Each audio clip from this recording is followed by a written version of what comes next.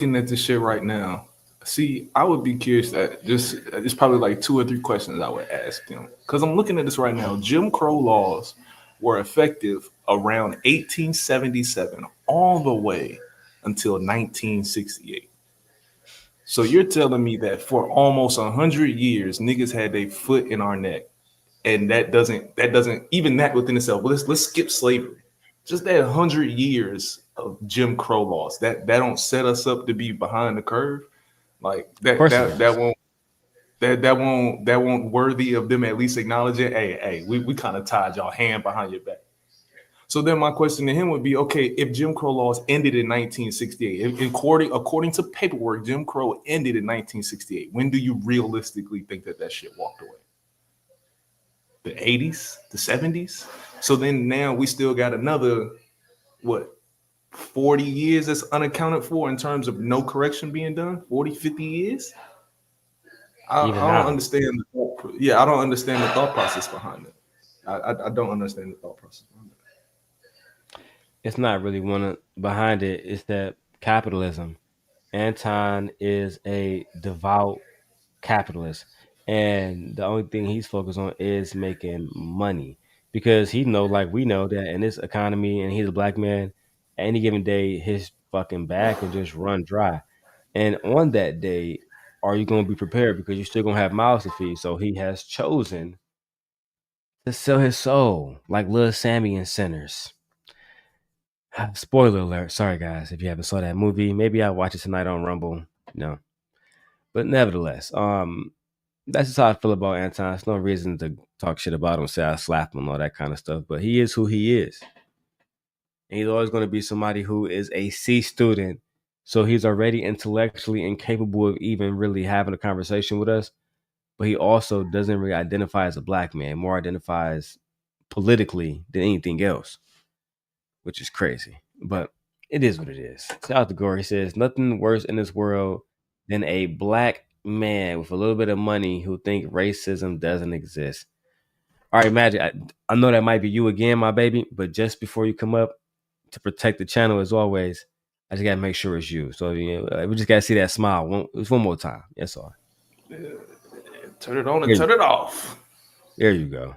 Okay. Welcome back. It is so nice Let to be me back. You guys are too much. let me close Um, my mouth before Nate start talking shit again. so what I was saying is like I'm like really connecting the dots on the Hmm. I would say effery that these people on this planet have done to us and our families because we're all interconnected whether we know it or not. Um, they've just told us lies in different in the schools and in institutions. They've told us lies. They've told our parents lies, and the lie kept going on and kept going on. But little did they Hmm. know the age of information will appear, and that's where we're at now. So this is why we're able to connect. I don't know where you guys from. Are you in the South or are you in the mid? Where are you guys from? I'm from Michigan. I'm from Detroit. Detroit. Okay. I kind of figured it out because I was like, wait a minute. These different states, towns, areas, they will tell you guys one story and have you guys on a different news feed timeline than us. And they would have us on another one than you all. So they would tell us, oh, don't go to Chicago, don't go. Meanwhile, back at the ranch, they're bringing crates of guns and planting it at the railroad stations in Chicago. And the young guys are going there to pick it up. This is how they're getting these guns and ammunition. Part two, New York City. You have a lot of crime on crime because you have a lot of people that they can't even move around freely in their communities because they're constantly being stopped and blocked and asked for IDs or taken out. So they have us in these states and in these towns and in these areas. They have us all separated, but it's the same game that they're playing because it's the same system. And the system that they made and they built was from our ancestors, right? And they never knew that we would be able to connect to each other and one another. They use music, they use entertainment to either take us out or to divide us. And this is why there's so much. I know you guys see the trial that's going on right now in New York City with P. Diddy.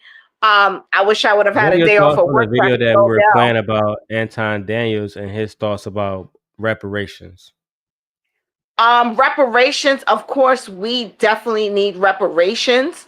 Um, it's unfortunate that we have so many of certain people in our family that may say, you know what, they don't need it. You know, when you have an offense that's inside of what we're trying to do, it's going to create a division, and it's unfortunate. We could go back to the beginning of time. There's always been a Judas to try to counteract the movement.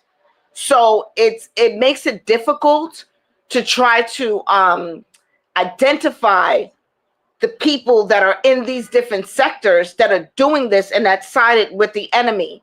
And that's the sad part. But I do agree. Of course, we deserve our reparations. Don't you see what happened now in the Nottingham plantation? It burned down just the other day in Massachusetts. Lightning hit a church and it burned down. So, you know, the signs, we're here in the end times for these signs. We will get reparations.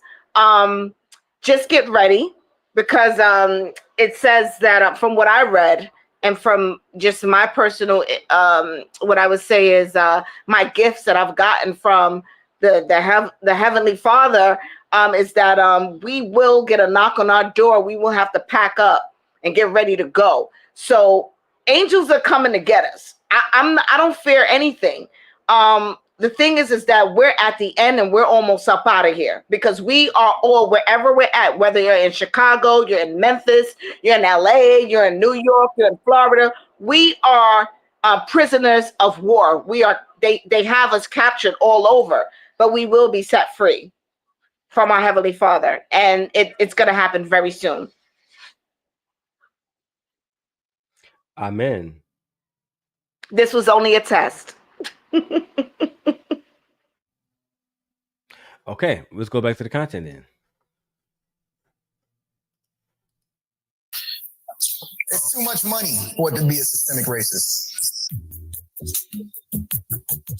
There's too much money for it to be racist.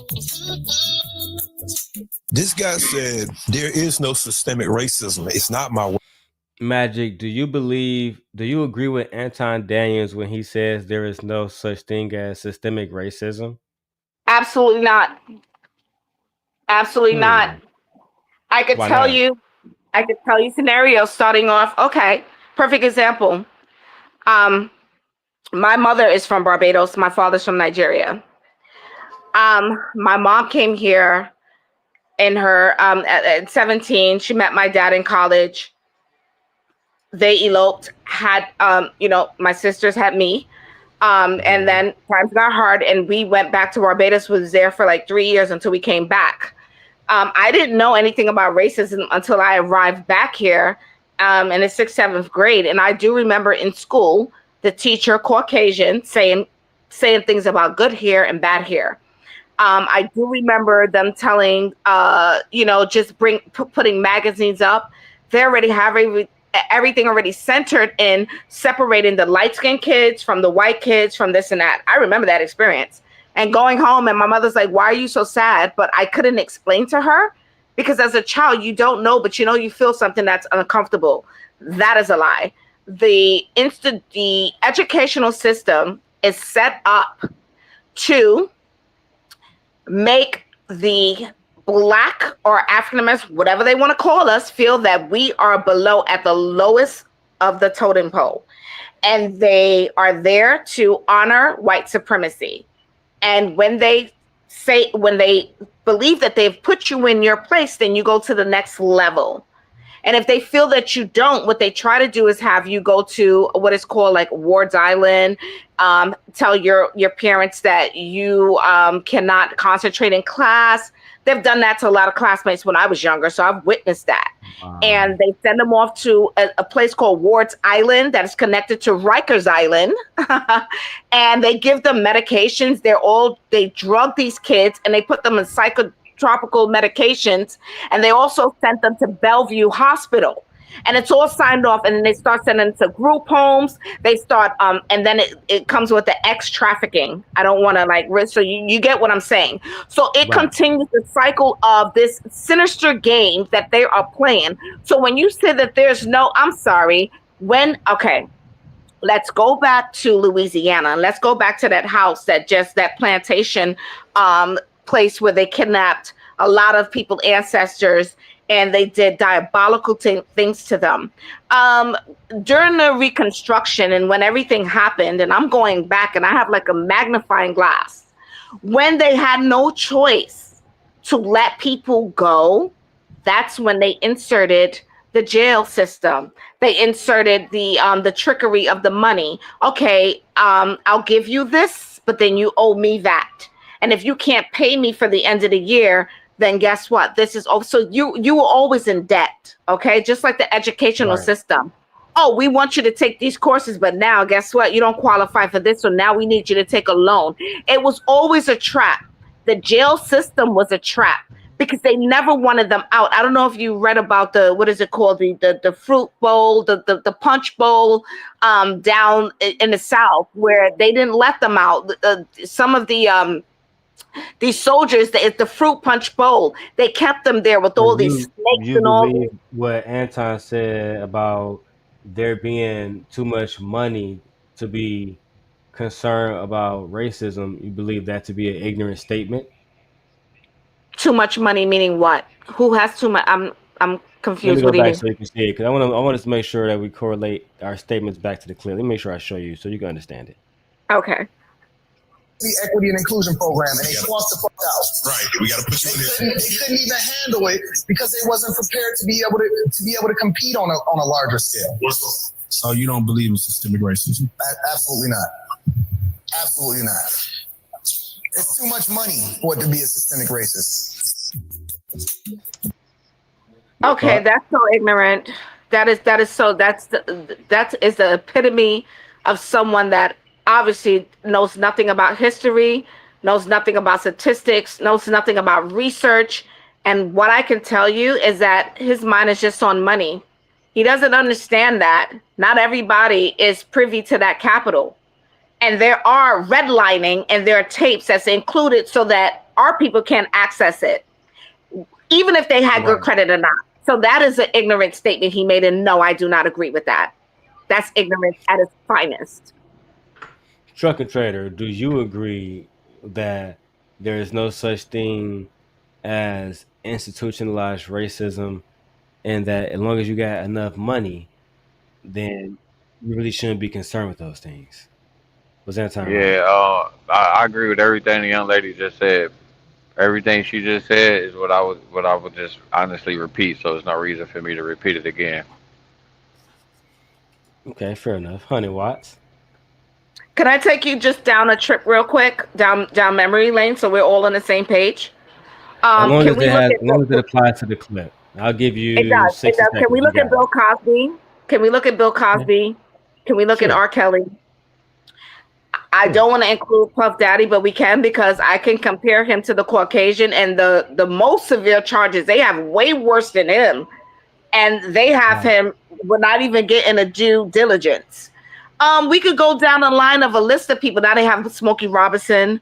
They have Michael Jackson. Let's just go down a list of all of our entertainers in our community that they have basically dismantled, and they paste them to be something so, incomprehensible to even hear in their latter days or when they're about to ask for their masters. Let's look at that. And then you tell me if there's no separation or racism when it comes to that. You think R. Because Kelly none was of them have guilty? left with their legacies, and none of their family has gotten their Maggie, do legacies. you think R. Kelly was guilty? Yes, I do. But I think that, guess what? There was someone that fed him. There was someone that gave him the name of the Pied Piper. There was someone that financed him and led him down that road. And he's done stuff too. And guess what? He can only do what they allow him to do. And let's look at Aaliyah's uncle, because I met Aaliyah. I met her back in the day at Covenant House. And she signed an autograph for me, and I met her, and her uncle was her manager. when she were separated from this world entity that we know, he got 90 million, okay, of her life insurance policy. And R. Kelly already had what they say have taken her, VJ. But what I'm saying is that her uncle was given that amount of millions. He already had an insurance policy on her. So, they're all connected at the end of the day. Yeah, that's what happened. Okay. I don't know the timer was restarted, but I appreciate your the thoughts. Let's keep moving. There's too much money for it to be racist. This guy said, there is no systemic racism. It's not my words. The words came directly out of his mouth. Doesn't have anything to do with me. Now, that should tell you all you need to know about this gentleman, Anton Daniels. I, too, once was on the Anton Daniels train until that I found out how Sam-boyish he was.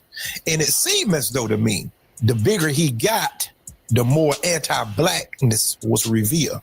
Damn. Because at first... Damn. Why is it always like that? Soon as you Negroes make some money, y'all start acting like y'all don't know who y'all are no more. Now, black people don't deserve reparations. This the goofy shit we be talking about.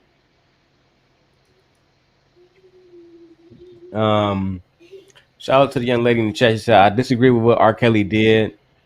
It's a big secret of the ghetto grown man who preyed on teenagers forever, especially in the hood, but black girls are considered fast. That nigga R. Kelly get no passes. Straight up. Not one. Trucking. You wouldn't give R. Kelly a pass today? Because that nigga be singing and dancing? Hell no. That nigga get no pass.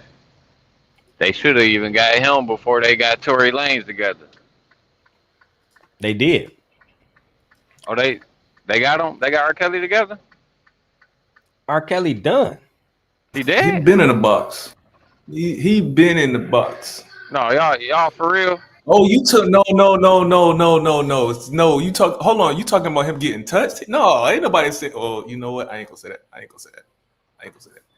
Look, Tay, I got exclusive footage just so you can see from the R. Kelly trial where he was convicted. Let's go ahead and get to it, man. Maybe R. Kelly did urinate on this woman, but America urinated on R. Kelly. Oh. Damn. And if you let them put this man in jail, America will urinate on each and every one of you. Salam alaikum. Damn. Alaikum salam, brother. Alaikum salam, my brother. Please, people, you saw the tape. The girl testified she was underage. You're not allowed to do that to a little girl. We have a videotape. Go tell that to your white bitch. Mm-hmm. Damn. That was a good one. Yeah, I beat you on that one, man. They beat that nigga so quick with that one. He trying to defend a little girl. They said, go tell that to your white bitch. Tape. Go tell that to your white bitch. Mm-hmm. But the girl was... prosecution rests. Ladies and gentlemen of the jury, all that needs to be said is this.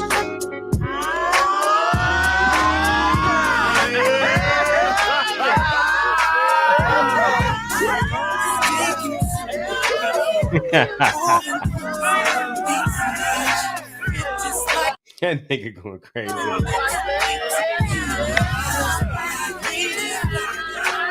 You see the problem here? Trucking. Real niggas have lost our way. We have lost control of society. It's over. Trucking, was you saying that R. Kelly should get the same 14 that Tory got? Is that what you were saying? Please tell me that's not what you were saying. I think his ass on the road. I think that R. Kelly gonna get more time than I think he'll get more time than what you call it. No, see, they doing this. They doing this the same way NFL players do contracts. Whoever next up, whoever next up get the most. You know what I'm saying? If you're the next quarterback in the market, you're gonna be the highest paid, and it's gonna work the same way with these dudes. You the next celebrity on block. We're gonna give you more than the last one. So whoever come after Diddy, good luck. Yeah, Diddy is done. Done. Big done. You know what's the funny part about this whole thing? Yeah, tell us about it. I was actually in a movie with him. Which one? We done talked about a couple of creeps here today. No, Carlito's Way, Rise to Power. Really? Yeah, we were in that movie together. Pretty background girls?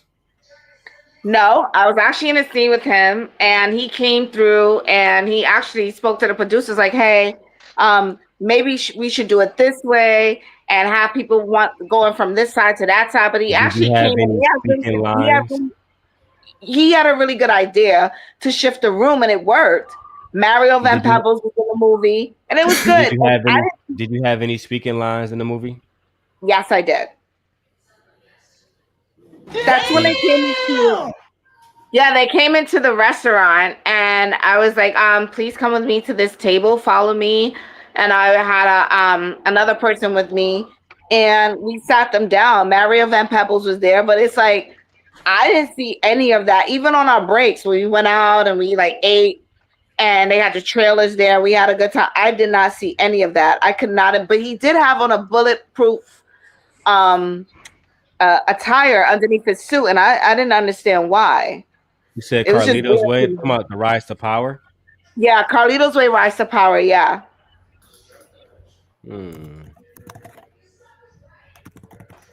I think I might have found you. Uh-oh. Is that right? Uh-oh. Is this you? Hold on. No. Nope. Well, let's go back to the video until then. But we're glad to know, and we'll do our research on the back end.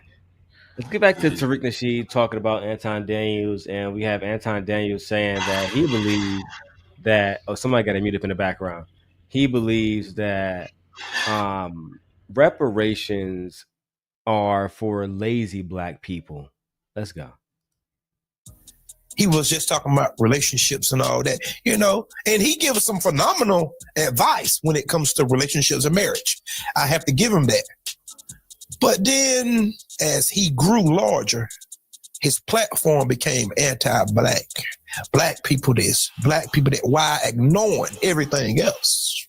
Damn. Hold up, I'm not finished yet. Hold on, I'm just not getting started. I have another clip for you guys. Watch this right here. I have no sympathy for you. I have no sympathy for anybody. You get what you deserve. Wherever it is that you are in life, that's your bed, sleep in it. I don't care where you were born. I don't care where you come from. I see immigrants coming over here every day from third world countries, outworking you, outpacing you, and making you look bad. I don't care about your reparations. Damn. Now immigrants are outworking Americans. This is what happens when we have majority of black men in that particular sector listening to a C student.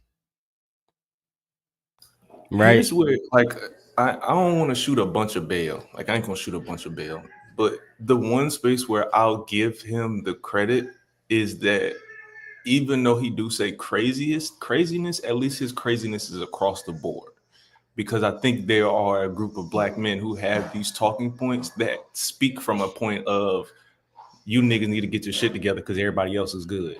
You know what I'm saying? Like they speaking from a place of us being inferior But like I said, I don't want to shoot much bail, but at least his bullshit is clear across the board.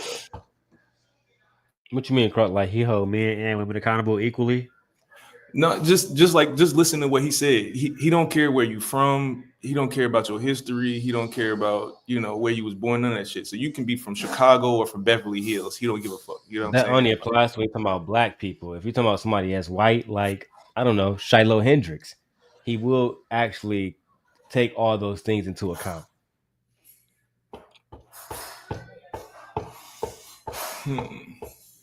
Man, I don't know. It's just I probably have not seen enough, but just from what I've seen, it seems as though he try to keep that same energy across the board. But I could be wrong because I ain't gonna lie to you. I don't take in a bunch of his content for real. I think I've seen more of his content on your platform than I have on my own time, like the last 30 days type shit. You know what I'm saying? Good content to react to. You know what I'm saying? I'll admit that I'm not the most well versed on this dude. Hey, Rel, there is something I want you to cover one day. What is that? Are y'all aware of what's going on right now in Burkina Faso? Yep. How do y'all feel about that situation? Just briefly, because I don't want to be off topic for. Yeah, I don't know about the situation. It looks like it's growing, and I'm hopeful to see what comes of it. I'll say that briefly. See, and this is why this is why you should do a show about this, Rel, so you can learn about it, bro. I think it's one of the most historical things that's happening right now, especially in terms of African Americans. I mean, just African people in general, just black people in general. You're absolutely right. I have to chime in because I know what's going on there. Go ahead. It's a beautiful thing, right? It is a beautiful thing, and guess what? That's our captain. His name is Ibrahim Traore, and they just did a coup in Ivory Coast, which the president can't be found, but he was about to allow the Secret Service from the West to come in to get this man. They've tried to get him over 18, 19 times.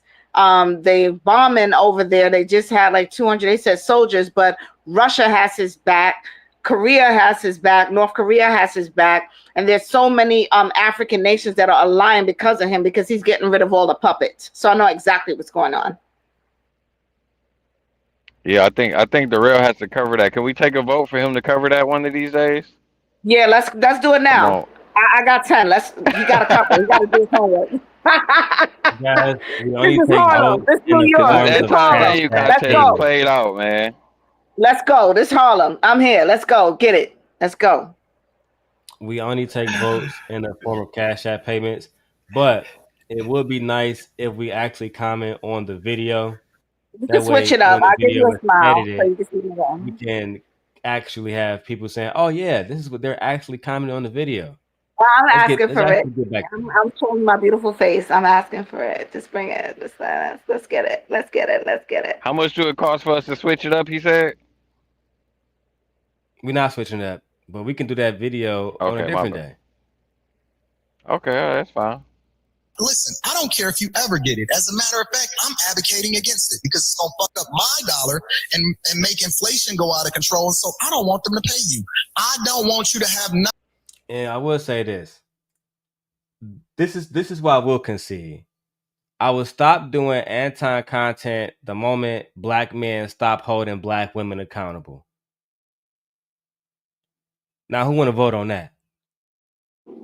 I'll vote on that. He's anti-black women anyway, and I don't listen to him because he's very negative. He goes to what, and guess what? He voted for Trump because he said it. He didn't want to vote for Kamala. So look what we have here. So he's already on that opposite side. He's an ops. So I don't listen to him. He does not have an African woman as his woman on his side. So that, I'm sorry, it's like checkmate. You on the board, but I'm playing chess.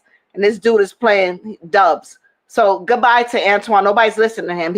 And it's always the darkest dudes. It's always the ones that's like crispy dark that feel that they could assimilate with the Caucasian.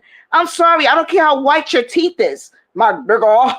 You are broke. He's definitely a black man.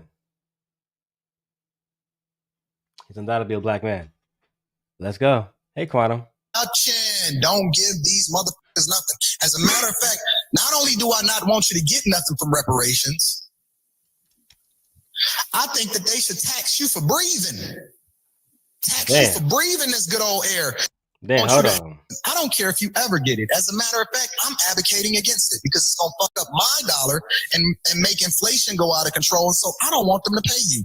I don't want you to have nothing. Don't give these motherfuckers nothing. As a matter of fact, not only do I not want you to get nothing from reparations, I think that they should tax you for breathing.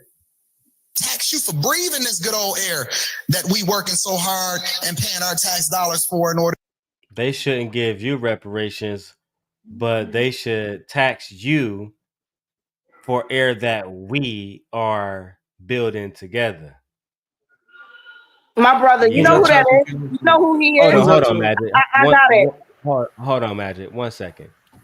I'll go first, and I'll give you guys the mic right afterwards, I promise. So the problem that I have with content that comes out of guys like this mouth, and even with my brother saying he want to talk about something else and not talk about this and talk about other stuff. Well, my brother has the channel. He could have did a video about the topic. Men never want to hold other men accountable, right? If we're doing a video about black women saying, I only want a nigga that has long money with a big dick who only buys me Balenciagas, right? Men will have a problem with that. They will come up by the plethoras to hold women accountable because Lord knows that is the ultimate equilibrium. We get women accountable, we're going to never be enslaved again. We're going to own all the gold. We're going to conquer every other race of men on the planet the moment women start submitting to us. But then we have niggas on here saying, oh, you niggas don't need reparations. You niggas should even get taxed for air. They're like, nah, man, change topic, man. I don't want to talk about this shit. But when black women say the same thing or anything at all that goes against these niggas' narratives, they have a problem. And this is why I will always do this type of content. This is my lane. I like exposing manosphere bandits and their faulty premises and their little followers who want to talk about other cases, but don't want to talk about these niggas. That's going to always be a problem. And I'm always going to be here to call it out. That's just what it is. I'm sorry. I'm going to go Magic because she's beautiful. And then we're going to Honey Wise. So he reminds me of, I don't know if you know the dude, Tommy Sotomayor. Yeah, Crispy. Yeah, Crispy. So that's him in part 2. That's a version. You know, we always get a coon a new year. So for the new year, welcome to the new coon. But he is Tommy Sotomayor on a lesser level of just a hate. And I notice a lot of dark-skinned men that are of his complexion. They pivot to like having a Mexican woman or something like that to have their offspring. They never loved their mother that looks black, and maybe they grew up, you know, going through, I guess, the trauma in the family. If you black, you stay back, or whatever the case may be. But I'm sorry, this dude is Tommy Sotomayor, the newer version in 2025. And guess what's gonna happen to him? His channel is not gonna last long. Because once you keep getting shadow banned and things keep happening, like he went from speaking like he really wanted to help his people to now going against for the grain. And it's fine if you want to do that. But don't make us, you know, feel like we have to suffer because you don't like the skin that you're in. You have melanin. You can sell that because melanin is worth a lot. It's more than diamonds. It is a lot. He could sell his melanin. But my thing is, don't do it on the cost of your own people and sound ignorant, because he's sounding really ignorant. So he is the Tommy Sotomayor of this new generation, 2025, and let's just watch him fall. And that's all I have to say.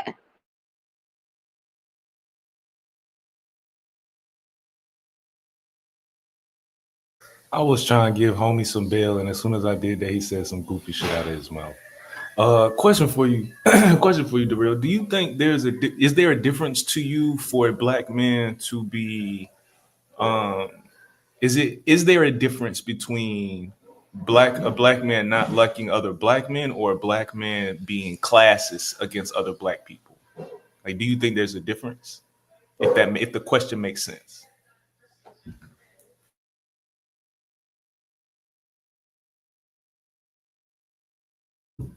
Because a lot of what he's saying is I can't tell if it's because he like white people or if he's being classist. And I'm not sure if maybe it's splitting hairs. It could just be splitting hairs in terms of Oh what the shit, I difference was is. muted. My bad. Go ahead, bro. Yeah, no, I just wanted to keep running until you came back because it was silent. I just I, wanted to I, keep running. I was wondering. No, I think that there is a difference between black people who may not like a certain, type of behavior that certain people, but then when they differentiate it to certain people and they act like it's not racism, but it is. That's why I don't call Anton a coon no more because I don't like to use that word. What I will say is he's one of those people that exhibit a certain amount of self-hate, right? And he he he acts like because he married his wife and because they have a child together and because he's YouTube successful that people don't see him for who he is. And these talking points saying that racism doesn't exist, saying that black people don't deserve reparations, saying that we should get taxed on air. This is all just stuff that losers who weren't cool in real life because the internet has made it profitable to be a loser and be cool basically and say shit to other losers. These guys are just going to say anything it takes to get people upset in this third conversation, which is why I will always make money off their name. That's what it is. That's just what it is. I don't think that maybe he hate black people. Maybe he don't. I don't know him enough to say that.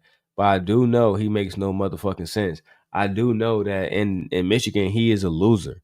Right? I don't give a fuck if y'all see him on camera with a million people that you think is cool. I'm telling you, as somebody who was there, he's a loser. Right? You go talk to OGs his age and ask him, hey, bro, you ever seen him with a baddie? Never mind. You know what? Let me just keep going. Let me keep going. I don't want to go there. To be able to make sure that you got this good old air and this good old water. There's people in Detroit. Shout out to my dog, Steph is cold. I'm reading super chats. Detroit is one of the poorest cities in America. You think niggas is gonna say, "Oh yeah, I'm not turning down reparations," because that nigga Anton on Patreon showing me the way and how I can get money. Are you kidding me? Like, imagine that storyline, 100 Watts. Detroit, the whole city of Detroit turns down reparations because of Anton Daniels. No, it's literally never going to happen, bro. You know what I'm saying? But they try to position themselves as if they really making moves like that in the city. Let me go and tell you, there's not a single man or woman that can make Detroiters turn down any money. Some Detroiters just recently robbed somebody for Pokemon cards. They broke in to a trading card store and got busy. Another Detroiters broke into a freight train, stole some EV Hummers, but didn't go charge them, and they die. But you're trying to tell me these same people, if they can just be given thousands of dollars. Oh yeah, this is a new one, babe. 4 Detroit postal workers was just sentenced to scamming. They stole $63 million. 63 million. Google it, bro. Because it's 63 million. 63 million. But you So trying to you tell me that telling they me out won't of take that money? 63 million, see, but the way I'm looking at that, you telling me out of that 63, you couldn't create something legitimate? Like, why not at 1,000,004 did you get out? Like, what's up, my G? No, they kept going, and they kept their jobs right where they were stealing from. We imagine working at the post office driving a fucking cyber truck. Right? I mean, good luck with that, bro. Thinking the Fed's not going to tap in and say, "Huh, I wonder what this guy do at the post office." But it is what it is, man. A lot of doctors don't have those trucks and stuff, but these guys do. That's how they get caught. Child. Anyway, let's keep going with the video. Yeah, I literally have tons of content, and I'm not stopping tonight. In a minute, there's people in Detroit right now that say that they deserve water. They deserve clean water, even if they don't pay for it. Says who? Back in the day, they had to go all the way over into the... It's the same nigga that's going to tell black men that they deserve submission. Right? They'll tell a woman like Magic, right, that she has to submit to a man just because. And this is why most of these niggas are single. Magic, are you married? Do you have a husband? You got a man? It's a story I could tell you. And I'm just gonna just make it very brief. Okay. I did get married to someone that I initially, when we first met, understood his circumstances coming from a third world country. And I did everything I could for him and his family. We got married, brought him into my country, and then he did the switch up. It was inevitable, but he did a switch up, and everything I told him not to do, he ended up doing, so I had to fall back. I filed for divorce. He doesn't want it, but I'm moving forward with it. And that's where I'm at right now, because you can't bite the hand that feeds you. And of course, you're going to be tempted and go through temptations, but not at my risk. And not at my risk where it gets to the point where I already told you what not to do. And these people that are coming and acting like they're your friends and all that, now they don't know you. They're playing a game. They're spinning your head and spinning your head around the block because they want you to believe like, oh, you having this fun and this and that. Meanwhile, back at the ranch, they setting you up and you can't see the game here in New York, but I know it. I know the game. Trying to say that he gave up some good, beautiful punani to make his friends, his male friends, happy? I wouldn't say no. That's absolutely not. I'm not saying that. What I'm saying is that he gave up the opportunity to move to the next level in life by hanging out with people on a lower level, not ready to be That's what he elevated. did. So it's not. It's not. No. It's not about punani. No, it's not. It has nothing to do with that. That's like the college student. It has to do with the intellectual, because why I'm saying that is because it has nothing to do with anything sexual. It has to do with the fact that I went back to school to do my higher education. And when I did that to do my master's, he went left and he wanted to go backwards. And my point is like, why did you even come here to America to get out of a third world country for you to keep looking back? It's just like in the Bible, biblical. You cannot keep looking back if you have to move forward. But they play the Dominican. So you don't have a man right now. So right now, he's trying to come back. He's begging to come back. I've already filed the paperwork, and I am going to go forward to cut ties because I've evolved, and he kept looking back. So he kept looking back to the point that I said, like, why did you even, you know why you came here, right? But he got so caught up with things I told him not to. So it's kind of like I evolved and he stayed backwards. It's kind of like, why did you even come? But he got caught up. So where he's at right now is sad, but I have to go to the next level. So I have to leave him behind. So that's what's happening now, if that makes sense. So he's not your man? No, absolutely not. Okay. I'm looking at doctors where I work right now. Okay, go ahead and get that. So you like men with money? No, I didn't say that. I work in a medical arena and I work around intellectual people. Do you like broke men? I listen. I met my husband when he make the coochie go woo woo. No, I did everything for him and his family. It's not about money. It's about, guess what? If you have a connection with somebody and you fall in love with them, you don't think about money. The first thing you think about is if they don't have it, how could I get them to where I'm at so we both could have it and we both could be a team? That's what it's really about. It's not about, I don't know. I'm speaking for myself. But then you have I to agree think with you, about Queen. when you I get to agree with where you. you get the person to where you need to get them at, and they've never had Mm-hmm. anything. When they get there, they start looking at you like they're better than you when they start getting more. Or they Child. start meeting people. So now you're in America. Now you got a green card. That And magic now can't you help that looking New at York me like dog. I didn't do everything I did to get you here. So now you meeting other people and you're looking like, all right, I don't need her anymore. So I'm you good. left your. Yeah. I'm glad. Okay, good. I'm glad you left that Do man. you Let's see keep what I'm going, saying? child. There's Yes, levels to yep, this. yep. And That then nigga he's ain't shit. looking back now. And dig Oh, wells. oh, we're going back to the clip now. We're gonna need to take Okay. about 2 minutes in between. Let's go. And filter the system themselves in order to make sure that all of the people in their village had clean water. Who said you deserved anything? Listen, I hope they don't give you a fucking dime. Now, as a matter of fact, if they create a I'm against reparations committee, I'm gonna be the first person to sign up and donate to it. Well, tell me what you think. Damn, Anton said if they create an anti-reparations committee, he's gonna be the first person that signs up against it. Honey Watts, let me have your thoughts on this. I mean, look, I understand that you can only take people for what they are, and you have to take people in doses. I refuse to ever take any real advice from a nigga that would say some shit like that. I refuse. Even like he could have said like let's talk about financial literacy. He could have said anything, but if I'm gonna be the first one to sign up for anti reparations. Oh yeah, nah, I ain't fucking with you, big dog.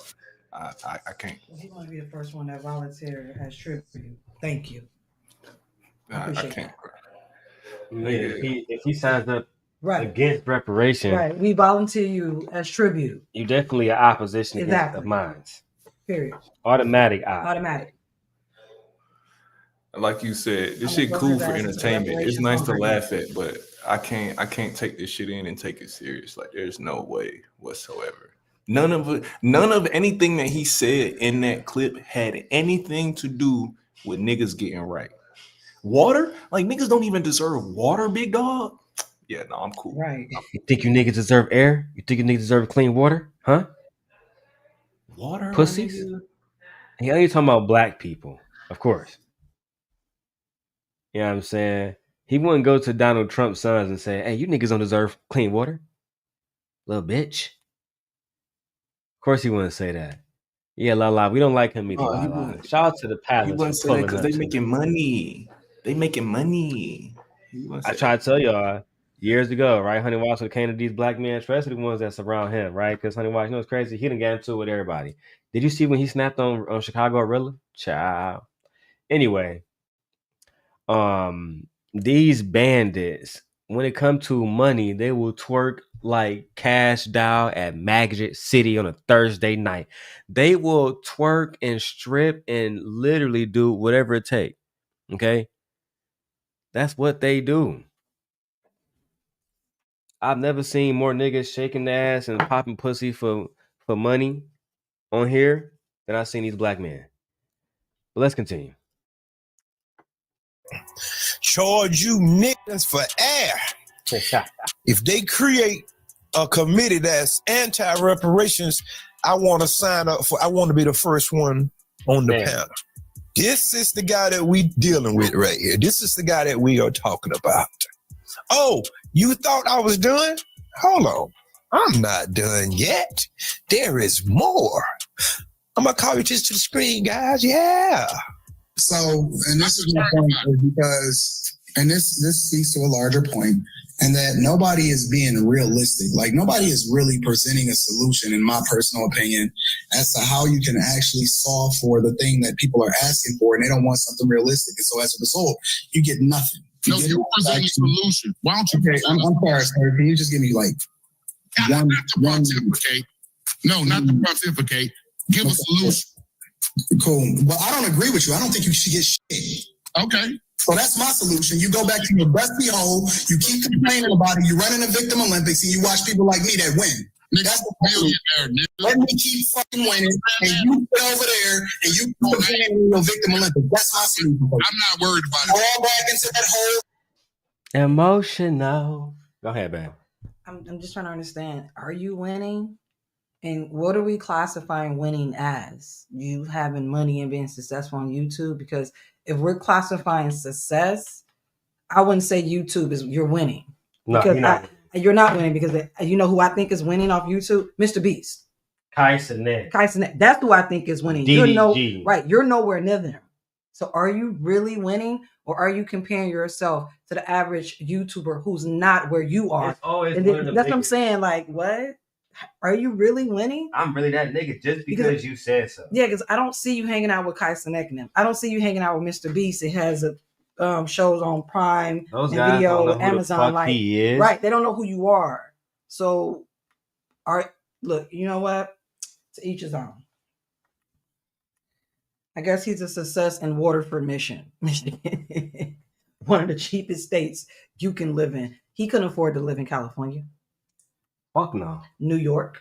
Even when we about to move to Nevada. Even in Nevada, right? Yeah. Why are you not in one of those places? Like, no, you're in Waterford because your money goes a long way there. Just like everybody else who lives in Michigan, and so money goes a long way there. And there's nothing wrong with that. I'm not knocking Michigan. Good. I wish we had lower rent too. You know, the cost of living. It's not that, we want to shit on anybody. Yeah. When you have these standards, and I took my wife to the east side of Detroit. She said she never saw fucking poverty.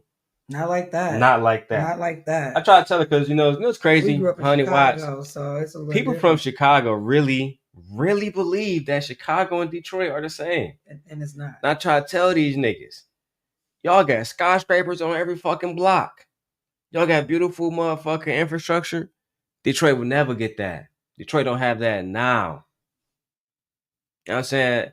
On top of that, I think people from Chicago really underestimate the fact that Chicago was like the third biggest city in the fucking country. Yeah, in the country. Yeah. You know what I'm saying? It's booming with prosperity. So it's really no comparison. Is there ghetto parts? Yes. Of course. Is there dangerous parts? Yes. Absolutely. Yeah. Is it comparable to Detroit? No. No.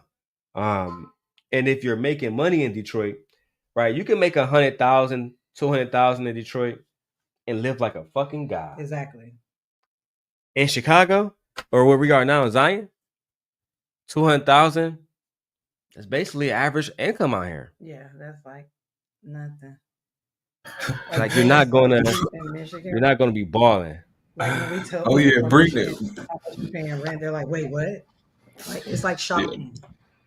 Yeah, you bring can that shit out to Virginia. You ain't doing that out here in Virginia. 100,000? Yeah, nah, big dog. That ain't cutting it out to here. Las Vegas, 100 watts, Especially close to DC. Yeah. Oh yeah, it's over. Right, it's over. All right. So when you said DC, I heard money. That's Big it. Period. Yeah, that's. No, DC is very expensive. My father and my mom conceived me in DC where he was going to Howard. But nevertheless, but DC is very, very, very expensive. Let's go back to Anton shitting on Big Mike, who actually is a real millionaire, but because he don't have Jordans in his background, babe, right? And because he don't finance, Jordans and fucking and Porsches. He said that Big Mike is a broke ass nigga. But you got it. Go ahead, Honey Watch. You got it. I was just saying, shout out to the man that put this video together because he definitely had to go way back in the back to find this video right here. This video is old. You know that. The people in this are from a time frame that's from back in the back. So shout out to him for actually doing some journalistic work in this. Hey, I couldn't agree more. That was really good work because this video got to be at least 4 years old. At the very least. Anyway, let's go. Back to your dusty hole. You keep complaining about it. You running the Victim Olympics, and you watch people like me that win. That's the millionaire. Let me keep fucking winning, and you sit over there and you complaining in your Victim Olympics. That's my solution. I'm not worried about it. Fall back into that hole that you came from, and fuck you and your feelings. That's my solution. There you go. Wait, don't stop. Now that's time, JB. Hey, JB, don't JB, don't talk for me, JB. That's what it is. Anton. Anton, JB. No, so Anton, here's actually why. That's your homie, baby. Bro, yeah, that's my guy. Hold up. Okay, if that's your homie, listen. If that's your homie, then I'm a chill out. Anton, no, actually, I think that's. Listen, we're not gonna mince words. Damn, bro. The one thing about these emotional niggas is, again, they love holding women accountable, but they can't even shut the fuck up long enough to have a conversation, bro. See, the My man got him triggered because he can't come up with Can a I solution. say something really quick? Yes, ma'am. One thing I just noticed, because I'm from New York, and I'm not taking away from where anybody else is from, but what I'm saying is that we catch it real quick. And I'm gonna tell you something. This dude right here, Antoine, that's popping all that. I'm gonna tell you something right now. The reason why, and it just came to me, why I wasn't able to like pinpoint him when you guys exposed him is because he got different channels. So he shows New York City a certain channel, and the channel that he shows us is that he's a family man, he's a businessman, X, Y, and Z. I've never seen any of these channels like what I'm seeing now, him being exposed. We don't get privy to that information. So all he shows us from us watching from New York is his business attributes, that he's pro-black, he's this and that. But what I'm seeing now, you're exposing him. He just got exposed. Well, what? No, we're just reviewing content. That's all. We're just reviewing content. Yo, this is crazy. I've never seen any of this ever, period. All I see is a businessman, him trying to bring black people together. I've never heard nothing like this. And this is what he's doing, talking to people in Detroit. Yo, you know, it's an abomination, man. This is Judas. Is he serious? I think I might do the content he gives us in New York is the opposite. We got the opposite content from this cat. Man, are you sick? All right, Antoine, nigga, you on a chopping block. Oh shit, goddamn Magic. You know, you got this nigga back on Survivor of People. Damn. Yeah, it might that's be Survivor funny. People in a good way this time, not in a bad way. Hey, look, man. See, look. Yo, talk people. Yo, oh my God. The internet has so fucked up how people talk to each other, fam. Because, fam, that nigga said, if this your homie, I'ma chill. Like, in real life, like that when men talk about like that low threat of violence that's there when men talk to each other, like saying shit like that is a prime fucking example of what we're talking about. Like, I'm a whole grown-ass man, and you gonna look at another man and say, if that's your homie, I'ma chill? Come on, dog. In real life, people get hit in their mouth for some of this shit these niggas be saying into a camera. No disrespect. I'm just gonna chime in real quick. What I'm saying as a female, what I'm saying is that I'm highly disappointed because I felt that he was a cool dude because his content that he gives us in the New York tri-state area, Eastern time, is that he wants to bring the people together and he's so pro-black and he's this and that. But my nigga, what you do in other states is something opposite against our brothers and sisters. And now the truth has been revealed. It's been revealed. So I'm like, you are not even like, yo, this is disheartening because I've been riding with him for months. For over the time he came out, he tells all these pleasant things. And ma'am, women, you got to do this, you got to do. But look at you all ratchet in another state and you delivering. I'm sorry. You know what? No cap. He's out of here. He's out of here. You got to be consistent. And you know what? The internet is a lovely place to be because people will get exposed. Like my grandmother always said, in order to explain, you got to expose. So you could have all of your stages set up in your chapters in, let's say, Louisiana. You could have stuff set up in LA. You could have stuff set up in Atlanta and in New York. But when we connect and we find out that you are that person that you are, you've been exposed. You've been exposed. And I never saw this side to homeboy. And I'm appalled. I'm disgusted, man. This is crazy.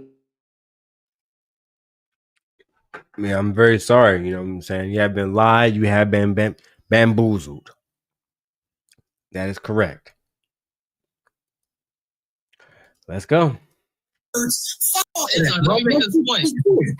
Anton, let me make this point because that's actually one of the things I highlighted in the beginning. That's one of the things that fascinates me about Big Mike is he's actually very successful. So I'm like, where is he coming from? Like he's actually very successful. Holes and all that shit. That's what I'm talking about. Dusty holes. I'm trying to. You used to talking to niggas a certain way, bro. And I'm talking to you the same way right now. Bro, that shit don't faze me. That shit like water. And it don't. But the reality is that you just talking shit.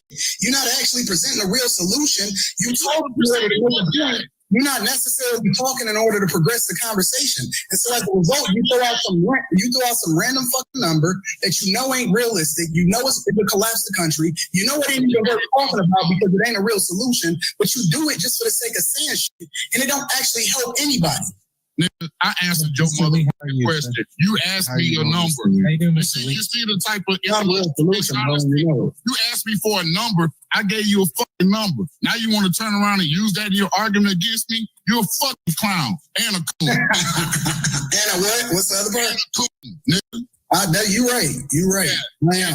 And I'm gonna keep running these. Don't come back over here. Got the real so fast. And I'm gonna keep running these numbers up. I'm gonna keep. Is what I do, and you still ain't. And at the end of the day, you still ain't actually talking worth nothing. We can do all of the name calling. We can do all of that. You can call me whatever it is that you want to call me. You can say I'm in the N-word and all of that other type of stuff. The reality is that you just talking shit. You too. Now I'm a shout out to Drummer Boy for finding that one because you know what I'm saying. Like Honey Watt said, that's an old clip and. This is what Anton been doing. I call it railroad content. I'm not going to actually have a conversation and a lot of audience to fully contextualize what my opponent is saying because I fear my opponent may be too intelligent for me to actually retort his his argument. So instead, I'm going to railroad him. Let me give you an example. Honey Watts, do you think that black women are less submissive than white women? No. What's this? And it's a problem. It seems like him. See, and that's railroad content. Don't give him a chance to speak. He speak vaguely. We respond. We call him a beta. Just that simple. Just that simple. It's shock jock content, and we need people to call it out. And it takes time up in our day, but we got to get it done. Let's go. Be honest with you. And I thought Tariq Nasheed lost his mind whenever that he said this. Listen at me, listen. And he said this one vital thing. And I said, Tariq done lost himself. He said Jesse Lee Peterson was a likable person. I said, what? I said, oh, Lord. I said, they done got flicks, boy. I said, they done got flicks. I didn't understand at that time what he was talking about until I met Anton Daniels. I met Anton Daniels in Atlanta. The Atlanta meetup. God damn. My wife in there taking care of Aegon. Fuck, bro. This nigga going back, dog. Hey, Magic, I know you feel like a motherfucker lied to you, but yeah, we've been seeing this shit for years, dog. I have been saying this shit for years. Yeah, I mean, I the thing is with this dude, like the way that he's presenting his platforms now is like he's pro everything, and that's what I see on my end. And this is why it's good for us as our own selves to just really put ourselves out there and interconnect. And this is why they call it like the web, social media, because people are presenting themselves in other states and other places and other countries like they're one way. But if you could go back and if you have history on them, you're able to prove that they're a fraud, that they're a fraud. And it's disgusting to my core because all I've known, I didn't know the past from this person. All I see is his present. And in real time, he seems he's pro-black, he's pro-family, he's pro-this, he's pro-that, not knowing that he had that past. And he was just going against the grain. It's disgusting. It really is, because it's like, what are you're here just for these numbers, you're here for this money. You don't care. You don't give a damn. It sucks and it stinks. It stinks. It's definitely unfortunate because we need more people actually sticking up, not just for women on some pandering shit, but for women and men and children. As a husband, a father, a brother, a son, you know what I'm saying? All these different things genuinely matter. And on the opposite side, it matters. You know, my wife matters, my sisters matter. I think that we get too caught Mhm. up on the gender war, and because it pays well, like I said, honey, Mhm. watch this here. A lot of these old niggas, somebody in background noise. I think it's you, Magic. I'm gonna have you mute up. Thank you, love. A lot of these old niggas were broke until YouTube said, you know what? Let's pay them money to talk shit about black women. Yeah. And then out of nowhere, they start making money. Again, we don't have to lie on Anton because we're not beefing with Anton. We're just keeping it 100. Anton had 2 restaurants called Soul Food Kitchen or something like that. Soul Kitchen Food bullshit. Both of the restaurant closed. He told his audience not to accept because I heard Magic says that he's mostly known for finance. Well, we played a clip a few days ago where he said, "Well, I never finance. I never use credit." But then we found out that he put both of his businesses under credit. His car was under credit.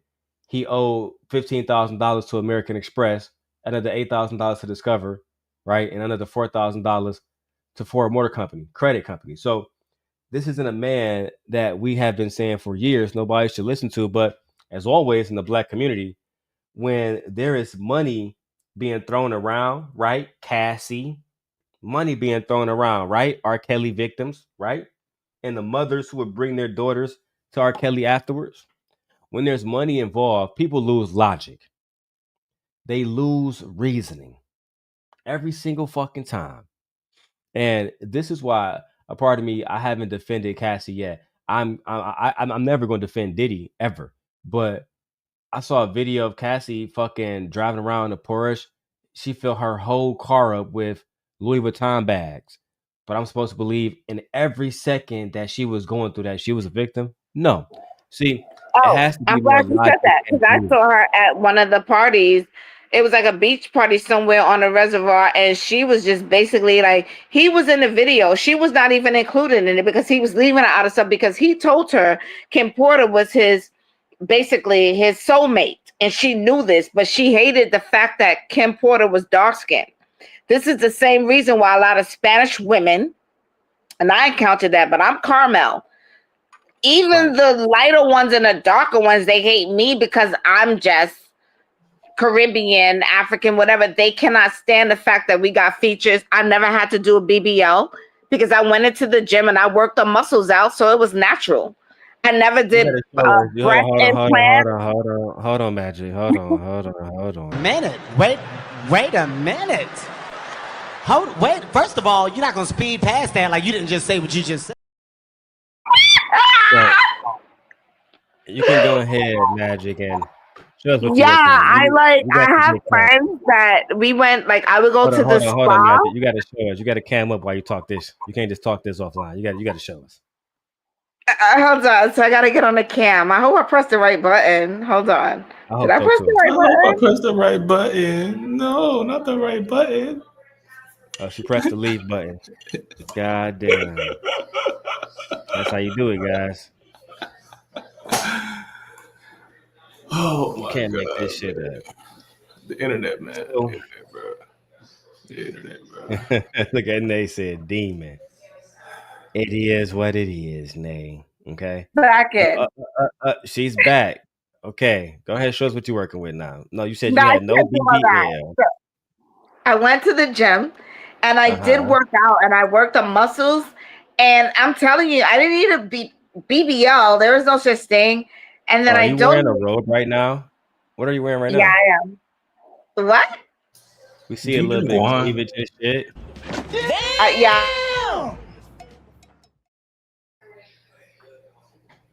All right, go ahead. My bad. You got it. Yeah, so I didn't need to do that. And I kid you not, like literally like in 2 weeks, I started seeing my muscles. Like it just started to just contract and it got bigger and bigger. And then I played volleyball. I did that too. So it helped with like the squats and everything. And then I started to get pumped. Everything started to pump. And I'm like, what is going on here? So like, oh, this feel a little heavier. Hold on. Wait, mayday, mayday. But you don't have to get Mayday your surgery. ass and stand up. We ain't worried about nothing you trying to explain. Yeah, we ain't trying to hear that shit. We trying to see. I'm here to tell you right now, we don't care. Let me tell you something. We don't care. Jerry. We trying to see. Fuck that. I'm like, fuck all that. Shit. She came up here just explaining. Take my Instagram. I'll give What you it my do, Instagram. baby? You can see my What's Instagram. your But Instagram? What's your? Hold Hold on. on, well, put that shit We in logged in to Instagram now. it's I'm so chic 76, and you can see it. You Yeah. can see. Hopefully, You you said see my what? Ass modeling cheek pictures there. 7C. You said ass cheek No, I don't 76. have those cheeks. I don't have cheeks out. I don't do that. I've never done that, honestly. Okay, I've never good, done good. Magic. We like classy women, but what is the I'm IG very handle classy. name? No, you'll have to see me as I'm walking by. Like I go to work and I'm walking by, and the doctors are like, Okay. Okay, will taking you a put the coffee shit in and the they're back? walking like, Magic, put it in the back chat for us so we Put can it finish in the the clip. back. I'm so chic. That was said. Well, you said 7. I'm so Look, chic. he 7. stuttered. well, Look just at to him. let you know, How I'm they West Oh, stuttering. Indian no, and that's what you said. Nigerian. So I'm We blessed trying from to the see. motherland. It's all natural from the motherland. Stop. Time out. I hear you. The Instagram handle. What is it?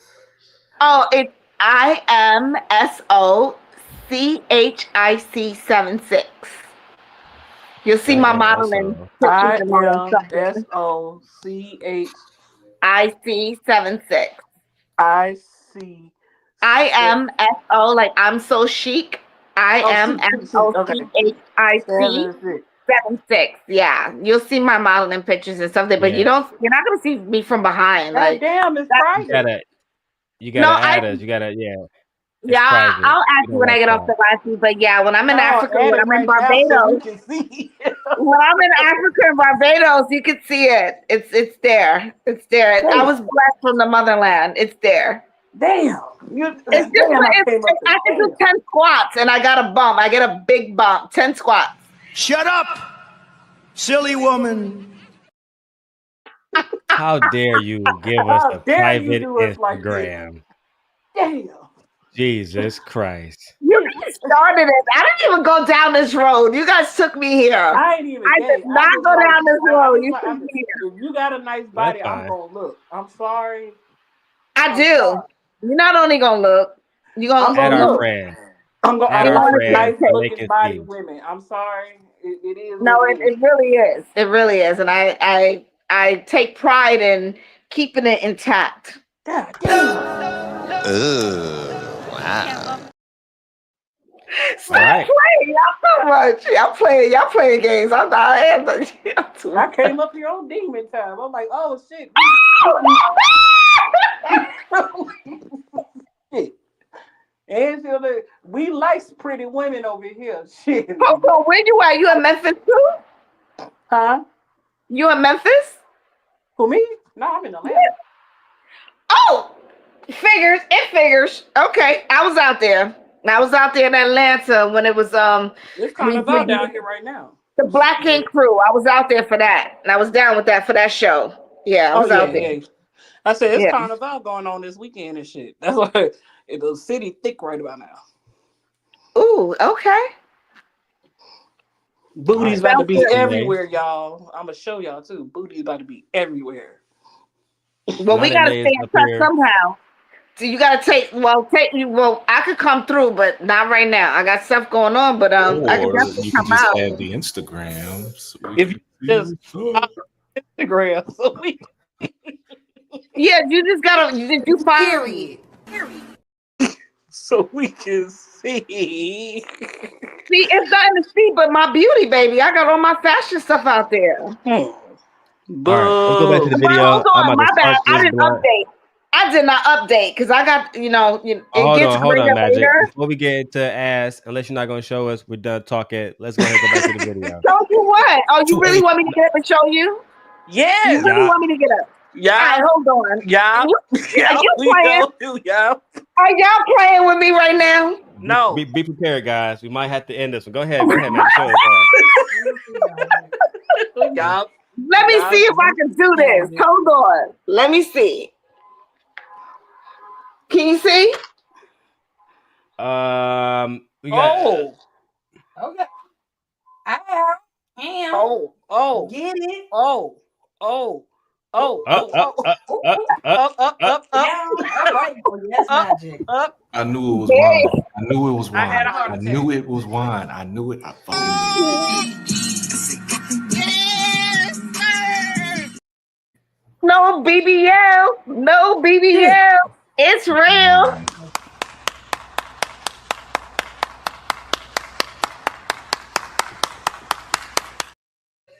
Is that Chardonnay or Pinot? Is that Chardonnay? Look, 100 watts. 100 watts. I had a heart attack. Hold on. Oh no, hold on now. Let Honey Wise do. Hold on, Honey Wise. I got you. Don't do me like that. Nope. I could tell that she was on that wine. That New York and that wine was mixing together, and I could hear it, and I Go knew ahead, nigga. You got 60 seconds. Turnover on downs, nigga. Fuck you talking about? No, sir. No, sir. I don't need record of that on the internet. No. I was rooting for you. We were all rooting for you. How dare you? Yeah. Mine's is in the kitchen and will shoot me on this live right now playing them games. No, sir. Period. All right. Well, with that being said, Magic, we appreciate you showing us that ass. The black woman is God. I just wanted to know it's real. It's real. It's no filter, no silicone. That is real. You are invited to the We can cookout. clearly see it's real. Yeah. Yeah. We saw that it was real. Undoubtedly. Yep. It All was right, real. I'm going back down. I ain't shit. You got it, man. You got what you asked for. I sure did. Be careful with the wish for. Watch out now. Bye, Magic. Watch out now.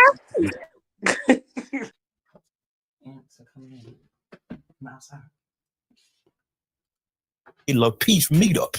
I met Courtney Michelle. I met Chicago Rilla. I met JR. I met Island Girl. I met Trail. All of them. And Ton Davis is a lockable guy. I talked to him. And we talked about racism. Wasn't any beef or anything like that. But I did address certain issues with him. But he is a lockable guy. And I didn't understand Tariq whenever he said that about Jesse Lee Peterson. Until I met Anton Dance. I said, Anton seemed to be cool. But he's on this trip, on this anti-trip about reparations and black people are the bottom and all this. We all can come together and agree. Black people have their issues. And a lot of black people issues were socially engineered. Can some black people do better? Yes. But my question is, and my question should always remain, you put blinders on whenever it comes to everybody else's crimes. And you hyper-focus on just... Yeah. I saw Anton say that only black women twerk and have babies out of wedlock, which obviously wasn't true. That's why I call my friend Ray. Ray is a black guy I know out in Kansas City who exclusively dates white women, and he says that coincidentally he meet a lot of them and they are baby mamas. A great handful of them. So let me ask you something, Magic. Do you believe that if a black man is married to a white woman or a woman who's not black, that he can still protest and speak up for the black community? Absolutely not. It's a conflict of interest. And we could go back to Africa with that. And this is why they are basically getting rid of the puppets now. And this is a perfect example. And I love it. I'm glad you asked me this time that we have in this universe, because I can clearly give you the correct answers. If this is why it clearly states in the Bible, they have these chapters and they tell us not to mix. I cannot word it for right now, but if we visit that later on, I can get the scriptures for you. The children come out, they're confused. Let me just step back from that and just go back to answer you. When our people get with them. Okay. They are basically led by what is, because it becomes a conflict of interest, because you have to basically take into account that this is a foreign woman. And we say foreign women because they are of women that are not from your women, like your mom, your sister, your aunt. This is a foreign woman that has her own ideologies. Her family has their own Hold on. purposes, So let me make sure I right? get this right, because one of my friends, well, one of my old friends, he's actually from New Jersey. He's out Mm-hmm. from the Oranges. I'm pretty sure you know about the Oranges, but he Mm-hmm. lived a little bit in Brownsville. I'm not gonna say Mm-hmm. his name. I don't want to expose him, put him on a, Mm-hmm. because he's not here to defend himself, or we're not doing Mm-hmm. content about him. But Mm-hmm. he's a Panamanian man. He Mm-hmm. identifies as a black man, and his wife is Russian. So you're saying that um he still believes that he can speak up for the black community, and you're saying that he cannot because his wife is Russian. Exactly. He can't, because he's already compromised. Because Okay. anytime that there's a discussion about his people, she cannot identify with that. And anytime that she has an issue with the situation with her people, he can listen to it. He could try his best to understand, but he can identify with her why she has that type of grievance. Their grievances are different. It will never be able to be understood from her and her family and his. And we have history on that. So that being said, what I'm saying to you is that he married this woman. She's Russian. He has his own significant issues from his African American issues. She will never be able on any level to identify with that.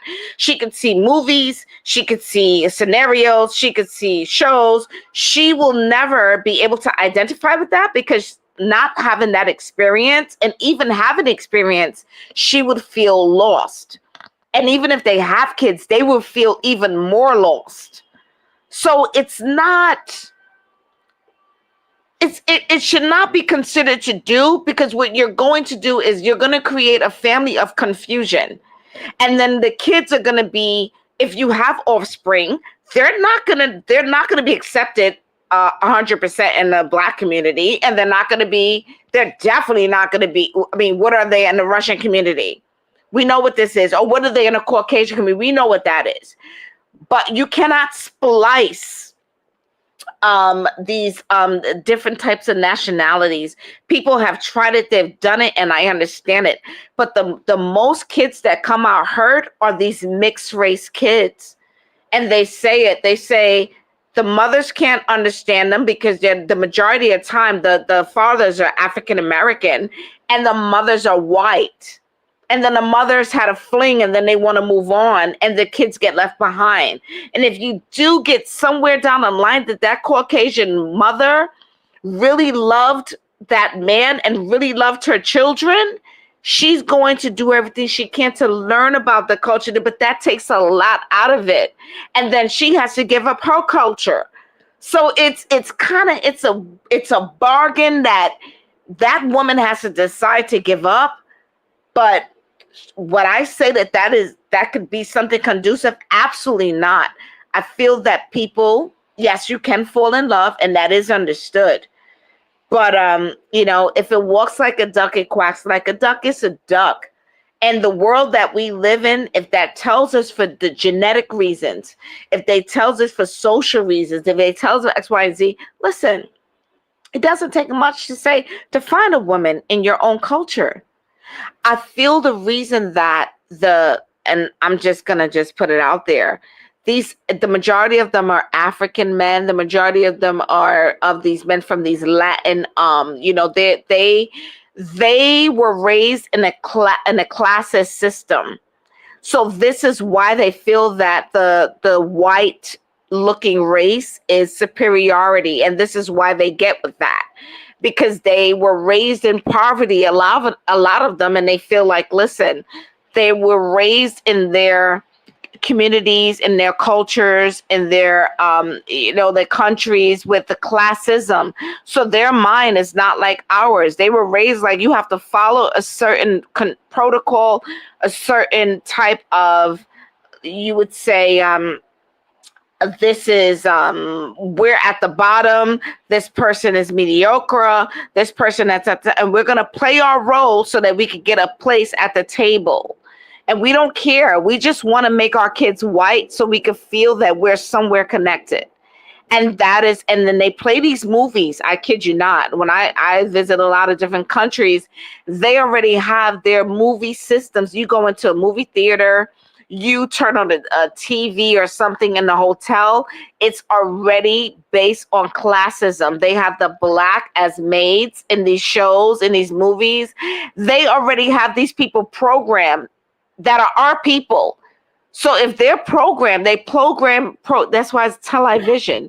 They're programming them mentally.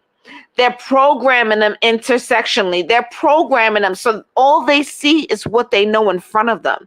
They have no idea that there's an outside world where they're superior and they don't have to take that, if that makes sense. Hey, everybody in the chat agreeing with you. And hey, Fear, 100 watts. Do you have anything you want to add to this conversation? I think the question that you asked, if a black man marries a white woman, should he be able to speak on black stuff? I think it's unfortunate for him not to be able to, because I think you still can't take away the years that he grew up as a black man before marrying this white woman. I think you still can't take away from the experiences that he has when he goes outside without this white woman, because if he gets pulled over by the police and she ain't with him, he can't just be like, no, officer, I'm married to a white woman. You can't arrest me. Like, it's not like he can just say some shit like that. He's still a nigga. You know what I'm saying? So to completely dismiss this man from the opportunity to be able to speak to anything black, I do think is unfortunate, because like everyone would like to say, whenever it's convenient, he still has a black mother. He has black aunties. He has a black sister. He could have a black baby mama. Like, there is no telling. So because this man married a white woman, to completely dismiss him from anything black, I think is completely unfortunate. Can I piggyback on what you just said? And I'm glad you said that, because you just made a point, and I'm glad that I did probably miss that, but not really. You said that he can say that, X, Y, and Z, his experience and whatever. Even if he has a white woman, he can piggyback on his past experience, right? But guess what? It's obsolete. And he says, like you said, like a black man's not gonna say, I have a white woman. But guess what? They have said that, and they've still gotten beaten down. There was in the news reports where a black man had an incident with a white cop, and he says, I don't deal with black women. I don't mess with them. My wife is white. And that cop still beat him up and still took him in. So, I'm just saying, and that is a real true story. And what you're saying is proving the point that I'm making. Just because he married a white woman don't mean the police not still gonna beat his ass. If the systemic places that are in place, whenever he fills out information for him to go get a bank loan, for example, if he's the only income in the house, if he's filling out a bank loan, he's probably not going to put her on it because she doesn't have any income. So him being married to a white woman ain't going to have shit to do with his bank loan. I'm not talking about that. What I'm saying is that there are still experiences that black man is going to have going outside that have nothing to do with that white woman that he can still speak to.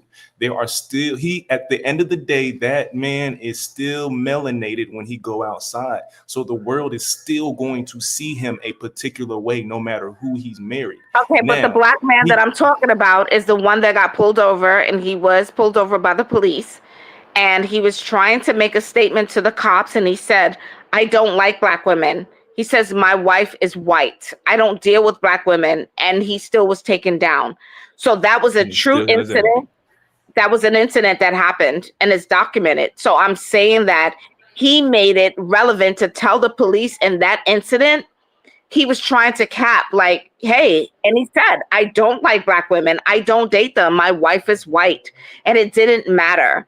So that's all I'm trying to say with that being said. But hey, whatever black man wants to do what they want to do, they have every right, just like every black woman. If they want to date outside their race, they have every right.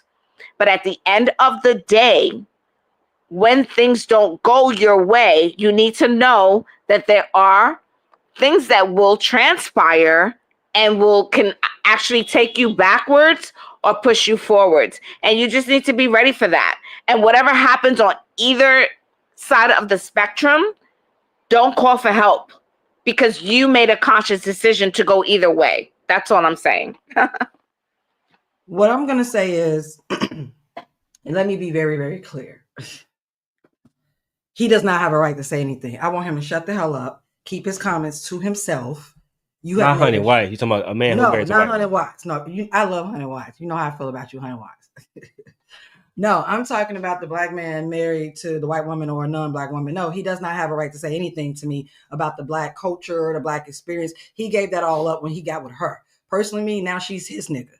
So that's what that is to me. So no, he doesn't get to speak on issues that are happening in the black community, and he doesn't care that he has a black mother, a black sister, black aunts and cousins. He doesn't care about all of that because if you did, you wouldn't have married a white woman. Amen. Not at all. So also, will his experience still be the same? Yeah, but in my mind, I'm like, now what's the purpose of being with a white woman if you can't use her for what she's good for? Damn. What is the purpose? Preach. And how I look at it is, I already don't trust black men who are married to white women, who procreate with white women, who have children with white women, who only date white women, because every single time there's something always off about them when it comes to like self-hating, always talking about black women, but yet you're with a white woman, trying to speak on the experience of black women when you're not even with a black woman who can't experience what I experienced with your mixed family. Your non-black family. No, he doesn't get to speak to me at all or about our community. Because last time I checked, being black, it's all of us, not just him. And I'm gonna leave it at that. Preach, my sister. Preach, my sister. Yes. I Amen. think there are so many things that people can use to take a black man's voice, and that I feel like is low hanging fruit to take away a black man's voice. Like I understand that you may have your opinion about the fact that he did choose a white woman. Like I understand that that may be the case, but to say that this black man, because at the end of the day, he is still a black man. Because if something happens to his black mother, he should be able to say something about that because something happened to his black mother. If she goes to the hospital and she's treated unfairly because she's black, he should be able to speak on the fact that black women get treated unfairly in the hospital. So to take away a black man's voice for something like who he chose to marry, I think is unfair. If you're going to take away a black man's voice, it should be for doing something that is detrimental to the community. So if you tell me that a drug dealer should not be able to speak for the black community, I'll agree with you there. If you tell me that a serial killer should not be able to speak for the black community, I'll agree with you there. But to say because this black man chose a white woman, he shouldn't be able to speak for the black community, I think that is unfair. Thank you for sharing, 100 watts. And you know, I got no That love for makes you. sense. I But understand you on that note. That makes sense. I do understand you on that note. And I agree. I do understand that, and I agree. I do. What I will say is that I understand what he's saying, but I'm going to graciously disagree.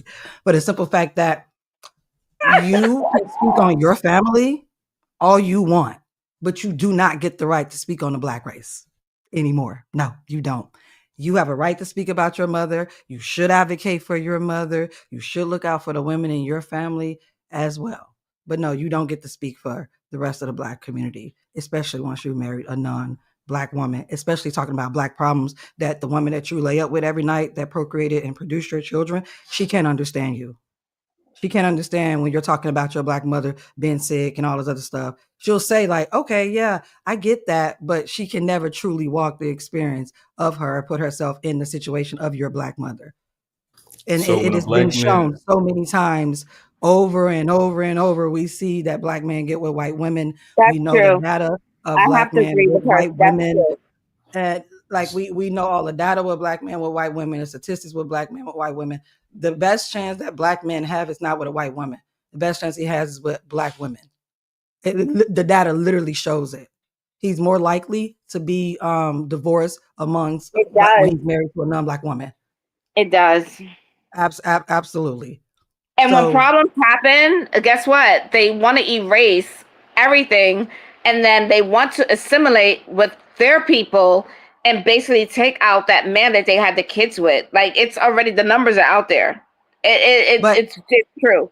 So they want to go back to be white Lily again, and they want to turn their kids that are mixed into that, and they can't teach them or tell them anything about their African or black race because they don't know. So they want to assimilate them back to the white race and then have a Caucasian man do it. And then the kids start feeling like slaves again, and they start, so we go back to like Hansel and Gretel. Like, where we at? Where we going with this shit? I mean, I agree with you. But what like what Hunter Watts says, take away his voice. No one should be able to take away a man's voice. If I can take your voice away, then he ain't no man. He don't need it then. And when he got with her, he lost his voice anyway. It was done for me. I'm tribal. So for me, it was done. And I'm never going to apologize for being tribal, because guess what? No other race apologized for being tribal at all. They relish in it. I literally have immigrants, illegal immigrants, and immigrants who immigrated over here, illegal or unillegal, literally riding around Chicago, Illinois with Mexican flags on their car. Yeah, but did you see what they said when they had like the meeting? They said no more money for you. No more money for you. Before we keep going about race, I want to go back to the video. But it was a good conversation that. Well, they just had a Mexican boat that just crashed in New York City at the pier. Did you all see that? I'm gonna look that up. Thank you for telling me. Please do, because they just crashed at the pier. Mad people just got taken out. That was a couple of days ago. I said, what? They said they was doing a Mexican drill, and they say had the chimpoladas and all that. Maybe they had too much coquito, too much whatever, but they crashed into the Brooklyn Bridge. It shook. And they said 20-some people done got, they got, who knows what's going on. But yeah, that was in New York. So. No, we definitely saw that. Black people crime solely. Where there is poverty, there will be, listen at me, there will be criminals. And the next time anybody raises the argument, what about black on black crime? I say this in a prior video. There is no such thing as black on black crime. Black on black crime is propaganda. It is simply a black person, a lone wolf committing a crime, a random crime. We don't support it. Nah, look at the Asians and the white people in general crimes. They have a system, networks, corruption that emboldens and perpetrate the crimes on every level that you can think of. Educational system, political realm, legislation, judicial, entertainment, economics. We can just keep on going. They foster and harbor criminals. Some of them do. I won't say all white people foster and harbor criminals. But then, we do have Donald Trump as president. And is Donald Trump a criminal? I mean, they said he was convicted of crimes. I have to ask Gemini, is Donald Trump officially a criminal? I don't know if Donald Trump is a criminal. Well, he was convicted. So he was convicted of crimes. We're not going to do that, my husband. We're not going to say, isn't that the definition of a criminal? We're not going to do that. So he was convicted. Yes, but he was. He had to pay her. Damn. He had to pay her. Wait. He got the money. They paid her. Time out. Does being now you know what? Now I think that's a good question, because does being convicted in a civil lawsuit make you a criminal? Just because you pay somebody, does that technically make you a criminal? It does not. Civil, no, I would think like civil. No, it could go either way. Civil is different. That's something else. That's civil, but it does not make you. No, you cannot say that. Money, it's different. It's two different entities. Yeah, the civil is where you pay out for something else, but if it's something else, you plead, that's different. So no. So a civil is not even saying that he's guilty now. He just has to pay out something. That's it. Yeah. It's two But he different is a parts of the court. You could have a He is civil a criminal. case and still not be guilty in another court casing, if that makes sense. So he's No, I he mean he's basically to be like innocent right now as we speak.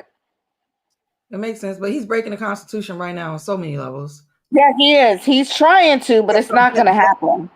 I'm sorry. Did you see The Simpsons? Did you see The Simpsons? Because so far with The Simpsons, everything that is said in The Simpsons, that cartoon came too.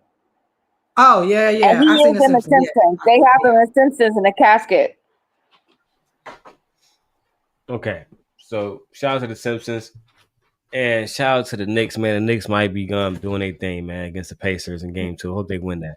But I'm going to fully cover the video that I briefly covered last night. My wife is moving back and forth with the baby, so we got to talk about RG. We got to talk about RG3 versus Ryan Clark, and this is all about Caitlin Clark and Angel Reese and a black girl and a white girl. Let's go ahead and get into this shit. Just very disappointed in RG3. And this ties back into what Magic was just saying. A black man with a white woman, right? Let me show Magic the footage first. Let me get, however, with today's show, with a story percolating in sports media, in that sports media space, involving two colleagues of mine that I need to address. It started with Angel Reese and Caitlin Clark's confrontation the other night, and it's something that we had discussed on Monday's show with Monica McNutt. Well, anyway, Robert Griffin III, RG3 as he's affectionately known, my former co-worker at ESPN, went on his podcast platform and said in the aftermath that it was clear to him that Angel Reese hates Caitlin Clark. Before we go any further, take a listen to what he said. I don't know how you make that up out of a basketball play, but let's keep going. This is what Magic and my wife was talking about when you have black men who marry white women, but let's keep going. Exactly. So why do I think Angel Reese hates Caitlin Clark? It could be the fact that Aaliyah Boston had to save Angel Reese from ending her career. This is a still shot. After the foul that Caitlin Clark put on Angel Reese tried to hit her. But if it wasn't for Aaliyah Boston putting her arms in the way, Angel Reese would not be playing basketball anymore because she was going to sucker punch Caitlin Clark. Now, you tell me a time when you've seen somebody get fouled on a basketball court in a professional league where they tried to almost sucker punch somebody that they were friends with. Challenge accepted. I already came prepared. God damn it. And we go now to Kobe Bryant and Chris Childs.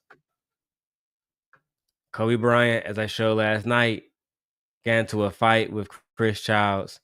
Let's go ahead and watch the footage now. You see Kobe Bryant and Chris Childs right here. Follow my mouse. Let's pause it. See a little confrontation between the two gentlemen, right? You in my face, you in my face, you in my face. Bop. Kobe get hit in the face. Right there. Bop. Boom. Kobe swing back. Shaq pull him apart. Kobe running up on him. This is typical Knicks shit, right? So when you have somebody like RG3 who is with a white woman, says, can you guys show me a time where, oh my God, where, black men were fighting in a professional league? I mean, yeah. Have you seen any fucking Charles Barkley clips? Do you know who Charles Oakley is? Jesus. This nigga played too much. He himself has played way too much football to say that shit. Of course. That nigga has played way too much football to say that out of his mouth. So, and this is why Magic and my wife was saying that it's disingenuous when you have men who are married to a white woman, because this is the type of shit they say.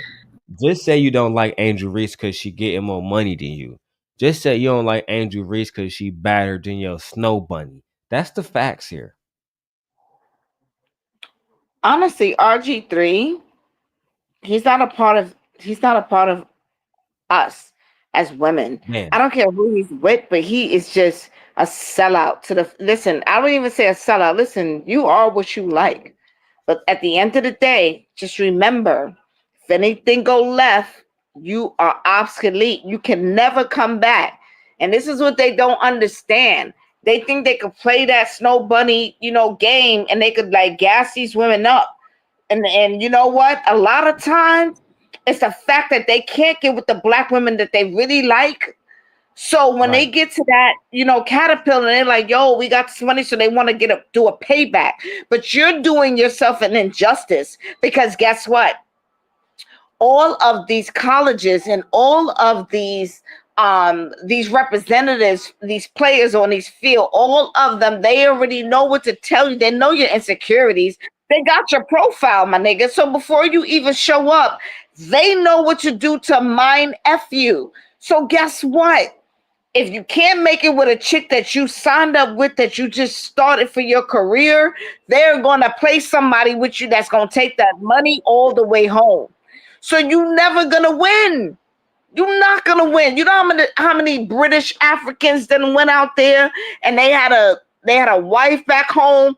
They had kids back home and they got it with an Italian or whatever out in guess what? When their career dried up, and they couldn't take it anymore, and they went back, they end up marrying the woman that they really was supposed to be with anyway. So what is the point?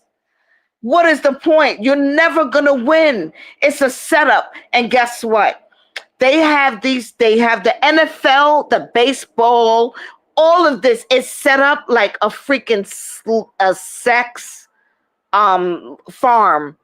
It's set up like a sex farm. When they have them going from the gym, they have them getting their massages, they have them going from room to room to room to room. And then when they get to another room, they have their daughters there ready to open up wide. And when they do, they say, oh, you're going to marry her. She's going to give them the ultimate head. And then you're going to marry her. It's a setup. It's a disc. It may sound crazy to you, but that's how they do it.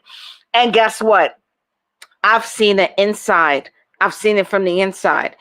They go to these colleges to recruit the next players, whether it's baseball, basketball, football. They recruit them. And then when they bring them, they give the parents, they say, oh, he's going to be really good. Guess what they're doing? It's a cycle of abuse. It's a cycle of slavery. It's a cycle of repetition of whatever they want to basically rape these dudes with. It's a sign of rapery. They said, you know what? Bring them here to Massachusetts. Bring them here. Bring them there. They bring them there, and guess what? They sign them up for college. When they're getting off the bus, they're giving them kisses on their cheeks, and they put their cheerleading daughters on them. And then guess what? When they're ready to graduate, that's how they hook up with the white chicks. And they leave all of the black chicks behind in the earlier poverty areas in their ghetto where they came from. Make sense? No, that actually does make sense. That makes sense because we see a lot of this stuff happening in our communities amongst men who are dating those women. But let's keep going to what he was saying about Angel Reese and the argument he was making and why we don't trust men who are dating these type of women. These because type of a hard of foul. So where was this type of reaction last year? Nobody's. When Angel Reese got chokeslammed by Alyssa Thomas of the Connecticut Sun. Y'all remember that? She got fouled so hard, they kicked Aaliyah Thomas out the game with a flagrant 2 foul. What did Angel Reese do? Nothing. She didn't get up and try to swing on her. You know why? The reaction was different because of who did it. And there is a lot of history there with Caitlin Clark and Angel Reese. You guys remember last year when Angel Reese? Not so fast, white lover. The actual history begins when LSU, led by Angel Reese, defeated Iowa University, led by Caitlin Clark, the first time that they met up in a NCAA championship game, where Angel Reese will go on to taunt Caitlin Clark with a hand gesture that Caitlyn had repeatedly used throughout the season. After Caitlyn lost that lost those matches, Angel Reese would rise to popularity immediately. Money Watts. The point that he made about it only mattered because who it was. Yes, motherfucker. Sometimes I have smoke for a particular motherfucker. Sometimes that's the case. Sometimes you the motherfucker that I want to get my hands on. Okay, cool. And I agree with you. Yeah, this happened way back in college. This ain't nothing new. None of this is new. But I agree. Let's get it. Celebrated Kennedy Carter getting that flagrant foul on the hip check against Caitlin Clark. You remember that? On the sideline, just, yeah, baby, get her, you get her. Who celebrates like that? I would celebrate my teammate knocking somebody the fuck out. So it is what it is. That's what we do, RG3. I forgot, you're not really like us. You know what I'm saying? You're just like Kendrick. Black Messiah wiping up a mixed queen. That's the problem with y'all. And I don't personally have a problem with interracial dating. I have a problem with men who get with white Beckys and then they automatically have all of this negative shit to say about black women and critique black women in an unfair way, which he's doing right now with Caitlin Clark. That's a fact. Anyway, let's go. For a flagrant foul on another player, if they don't dislike that player. I'll get into RG3's assertion about Angel Reese getting ready to sucker punch Caitlin Clark in a second.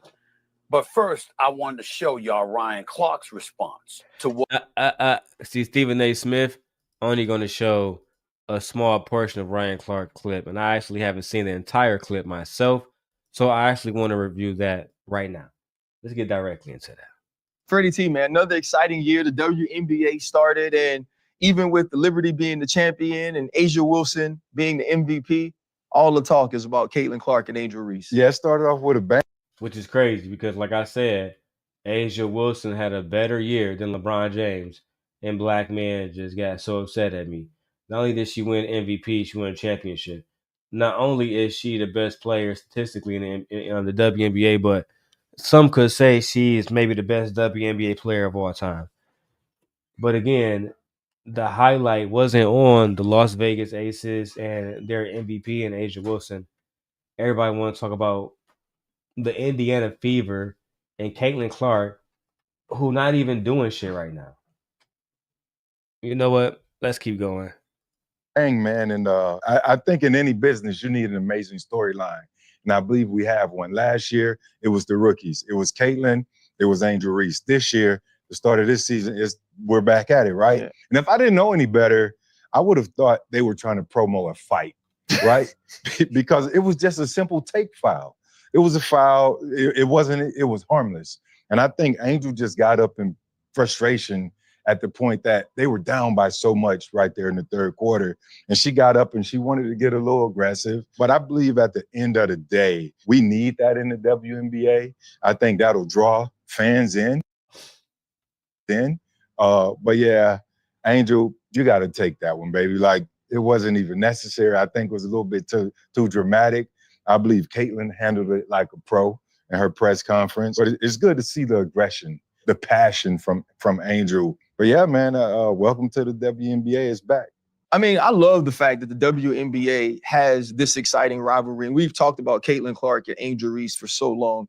I think I hate the fact that they're always pinned against one another. RG3 called what Angel Reese did hate. He said you could see the hate on her face for Caitlin Clark. I'm not really sure when we moved in to being able to read the expressions of a person and know their intent, know their character, know their perspective. But he does understand hate because I think he also understands the hate of self.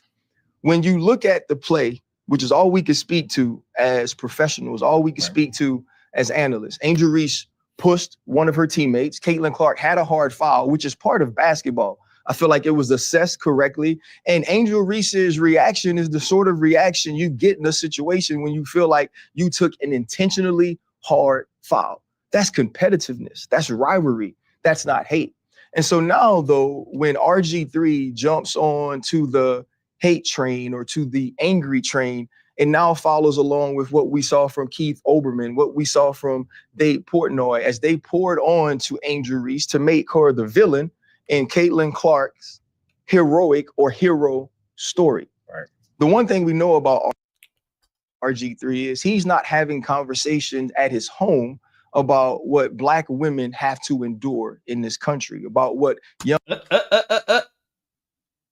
And that's the part that pissed everybody off.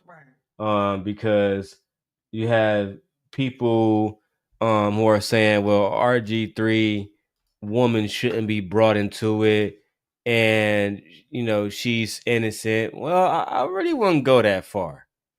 Okay, like I said in my other review, she's right there in the background. Right? Let me pause my Fortnite for a moment, even though I'm literally kicking ass on here. Right? It literally makes no fucking sense. Got 11 kills right now, but nevertheless. RG3 white girl sitting right there in the background. I'm gonna do her a service and not say her name on here, despite her name being publicly on the Instagram channel of Out of Pocket with RG3. And when he's saying all these negative things about Angel Reese, she's right there in the background agreeing, giving credence, or trying to give credence to the things that he's saying. Let's keep going. That they were friends with because of a hard foul. So where was this type of reaction last year when Angel Reese got chokeslammed by Alyssa Thomas of the Connecticut Sun? Y'all remember that? She got fouled so hard, they kicked Aaliyah Thomas out the game with a flagrant 2 foul. What did Angel Reese do? Nothing. She didn't get up and try to swing on her. You know why? The reaction was different because of who did it. And there is a lot of history there with Caitlin Clark. Again, as me and Hunter Watts were just talking about, again, Angel Reese was the first champion between the two. That is a fact. And let's be real about this. Y'all Caitlin Clark fans still upset about it to this day. Y'all niggas in Iowa still haven't gotten over the fact that, oh yeah, only thing that Angel Reese is, only thing she do is grab rebounds and then she throw it back in. Well, bitch, that's all she needed to do. And they still want the fucking championship. So while you're sitting around judging Angel Reese, know that she makes more money off endorsements than she do the WNBA. She was just in a HBO Women's League. She was coaching at the fucking NFL Super Bowl. I mean, yeah, she got the McDonald's endorsements. Come on, bro.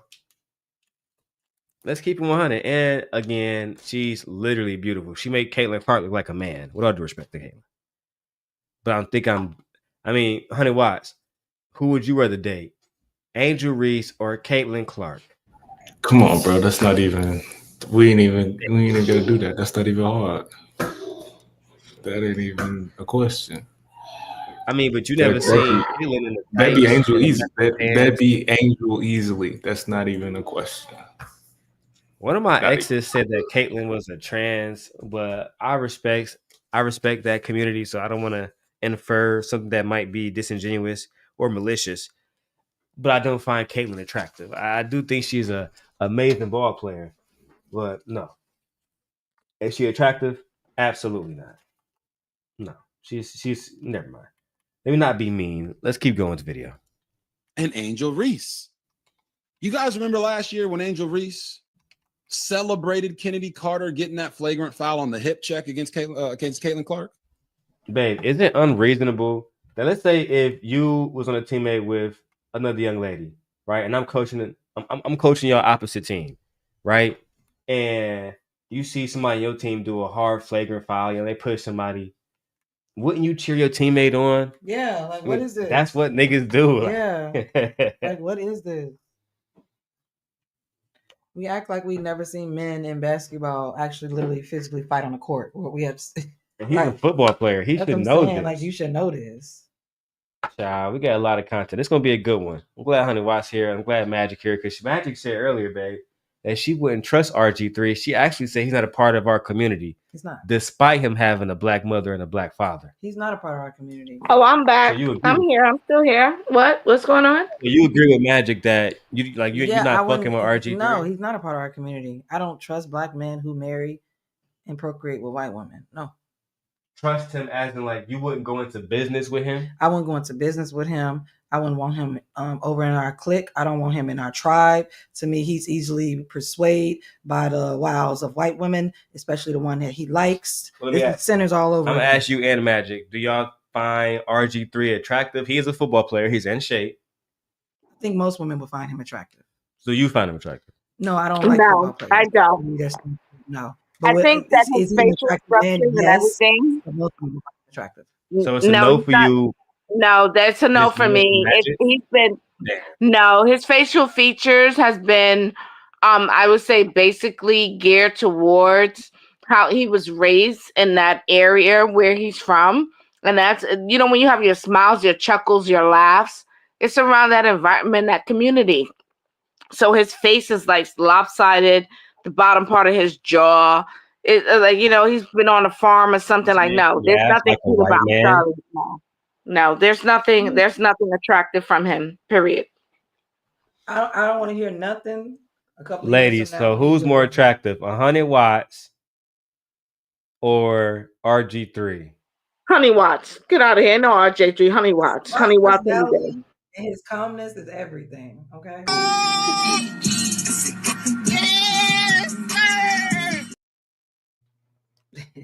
There you go. Honey Watts, I'll throw him in the bag and walk to Brooklyn, and I'll put some dreads in my hair. Let's go.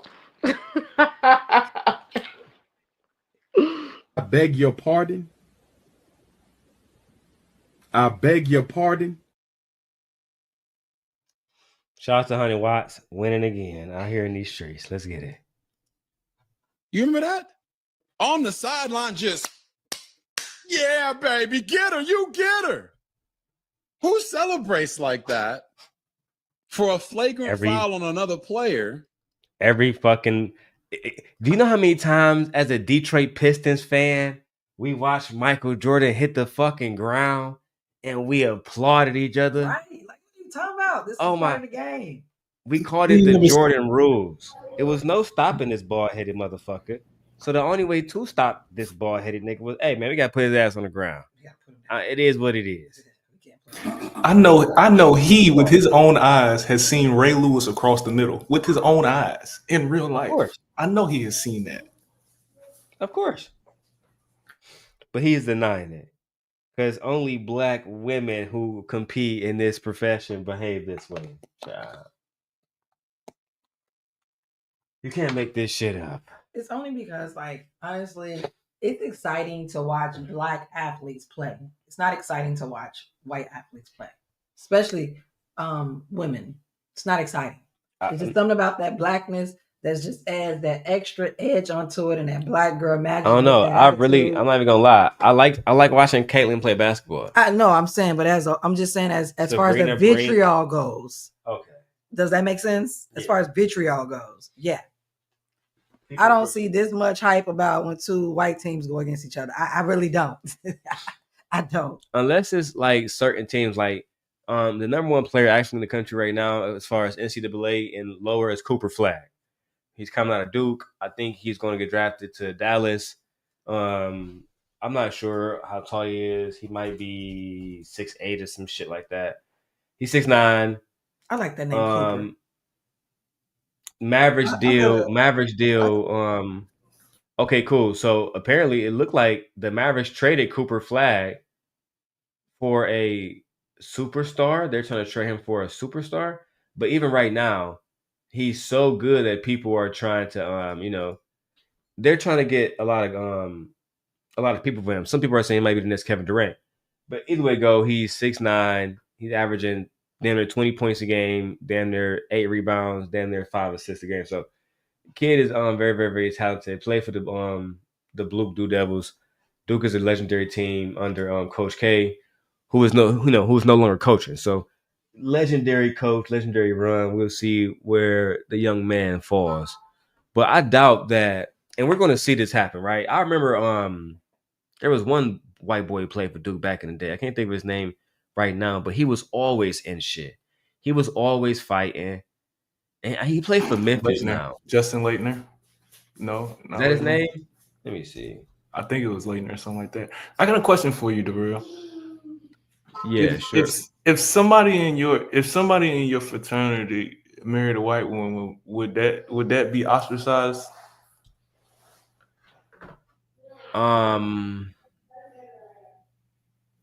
If a white person in my fraternity marry a One of white the woman, would they be ostracized? No. if a black man married a white woman in your fraternity. No. Okay. If there was something that your fraternity was doing in support of black people, would it then be required that he sit out because he married a white woman?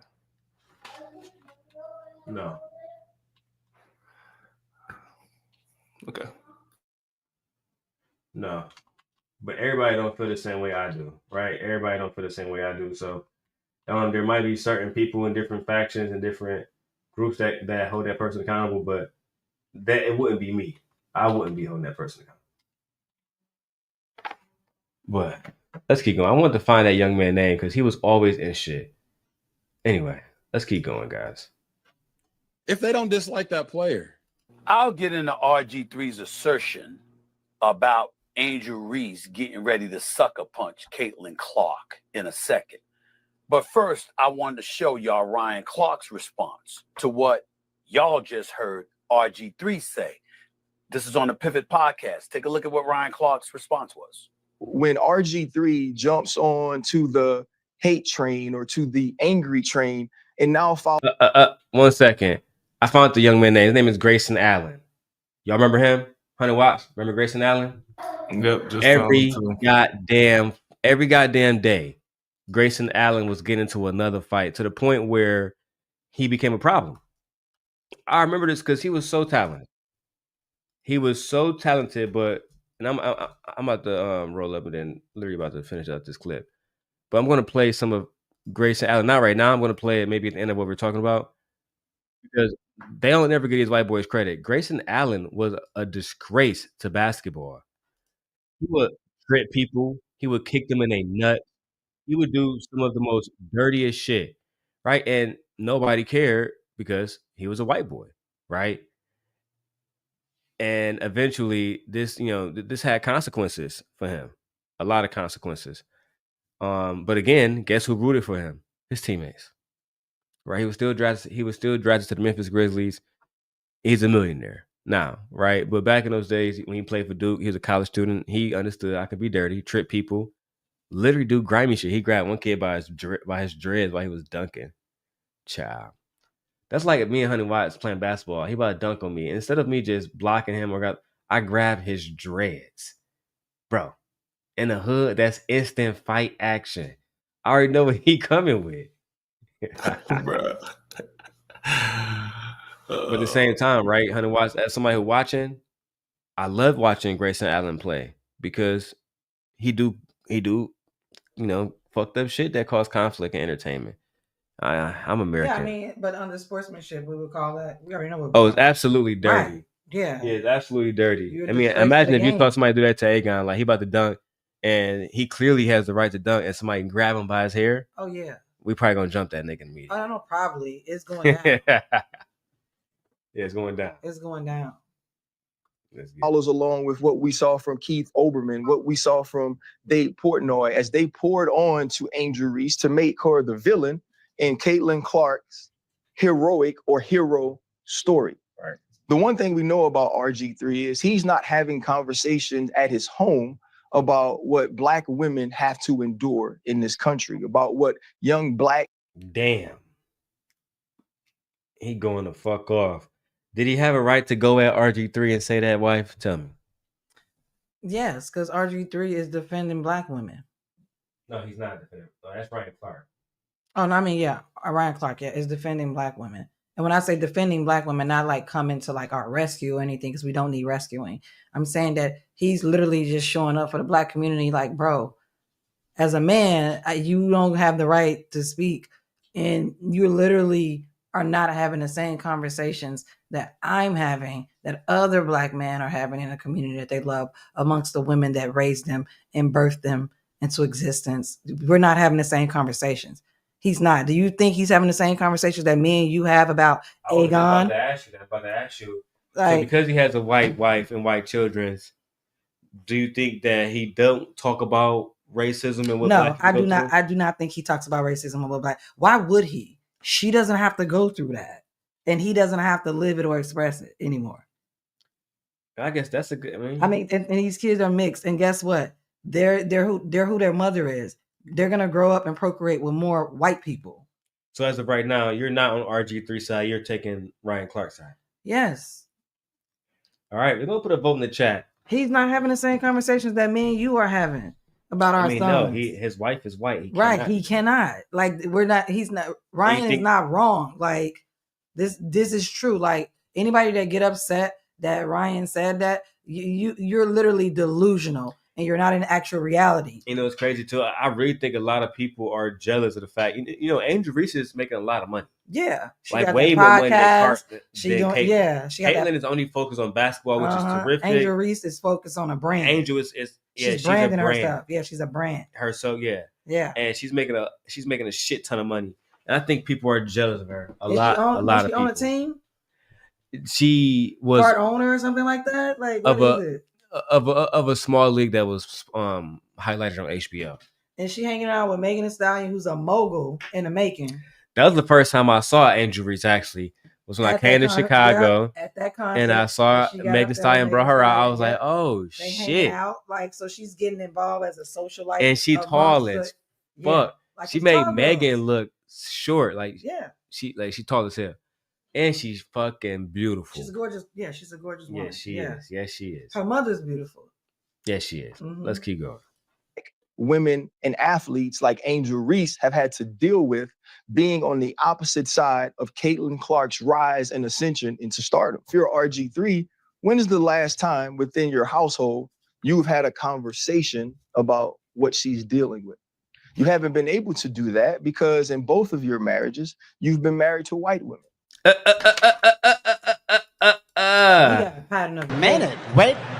a minute. First of all, you're not gonna speed past that like you didn't just say what you just said. He didn't learn a lesson. Then I say that marriage is never mind. What in the Shannon Sharp is going on here? What in the Jonathan Majors is going on? Yeah, it's not looking good, Bev. It's not looking good. Didn't I just read that stat? Did I not say that about the stat? Isn't that what the stat says? Magic, would you date a man who has married 2 white women and been divorced twice? Absolutely not. He gonna be divorced. Absolutely He gonna not. be divorced twice, right? He gonna be divorced. You would not? Why not? Because you're chasing something that will never materialize. It is already shown you in the universe that it has not worked out the first time. You've tried it again. It's not going to work out again. So my, I would say, hypothesis will basically say that if you tried it again the third time, the universe is going to check you out by the race soldiers. And you better make sure that you're in the right place, the right state, the right country, the right town where they can't get at you. You better just hope that you're able to pray your hands together and get out of when they come for you. Because once is the warning. What if the black woman was the corrective action? What if the black woman was the corrective action? No, you don't get we all have choices and we have decisions that we make. And I can't speak for anybody. I can't speak for if a man, decides to just So Magic, go into RG3 pull up on you and say, I saw you over there on the daily rundown. You was throwing that ass back. You look real good. And I just want to take you on a date. on. Why are we going back there? We talking about something else. Let's just stick I'm to just the telling topic. you what he might say. Are you going to turn him down? Turned who down? RG3. Hell yeah. Damn. Nigga, we was just having a good time in our community. That's it. That's it. That's all I was doing was just like rolling with it's just like being at the beach. Yeah, we And like they having saying, all fun. right, But what if RG3 said he want to have fun too? Are you going to say nope?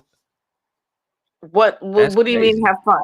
No. So she's saying that she think RG3 is a lame. You think RG3 is a Yeah, lame. he corny. And So I don't most care if black he is women or think not. RG3 It's is a not that. lame. Here's the thing. That's not the question. It's That's not not the that type of scenario. party. So ain't nothing gonna happen. It's not that type of party.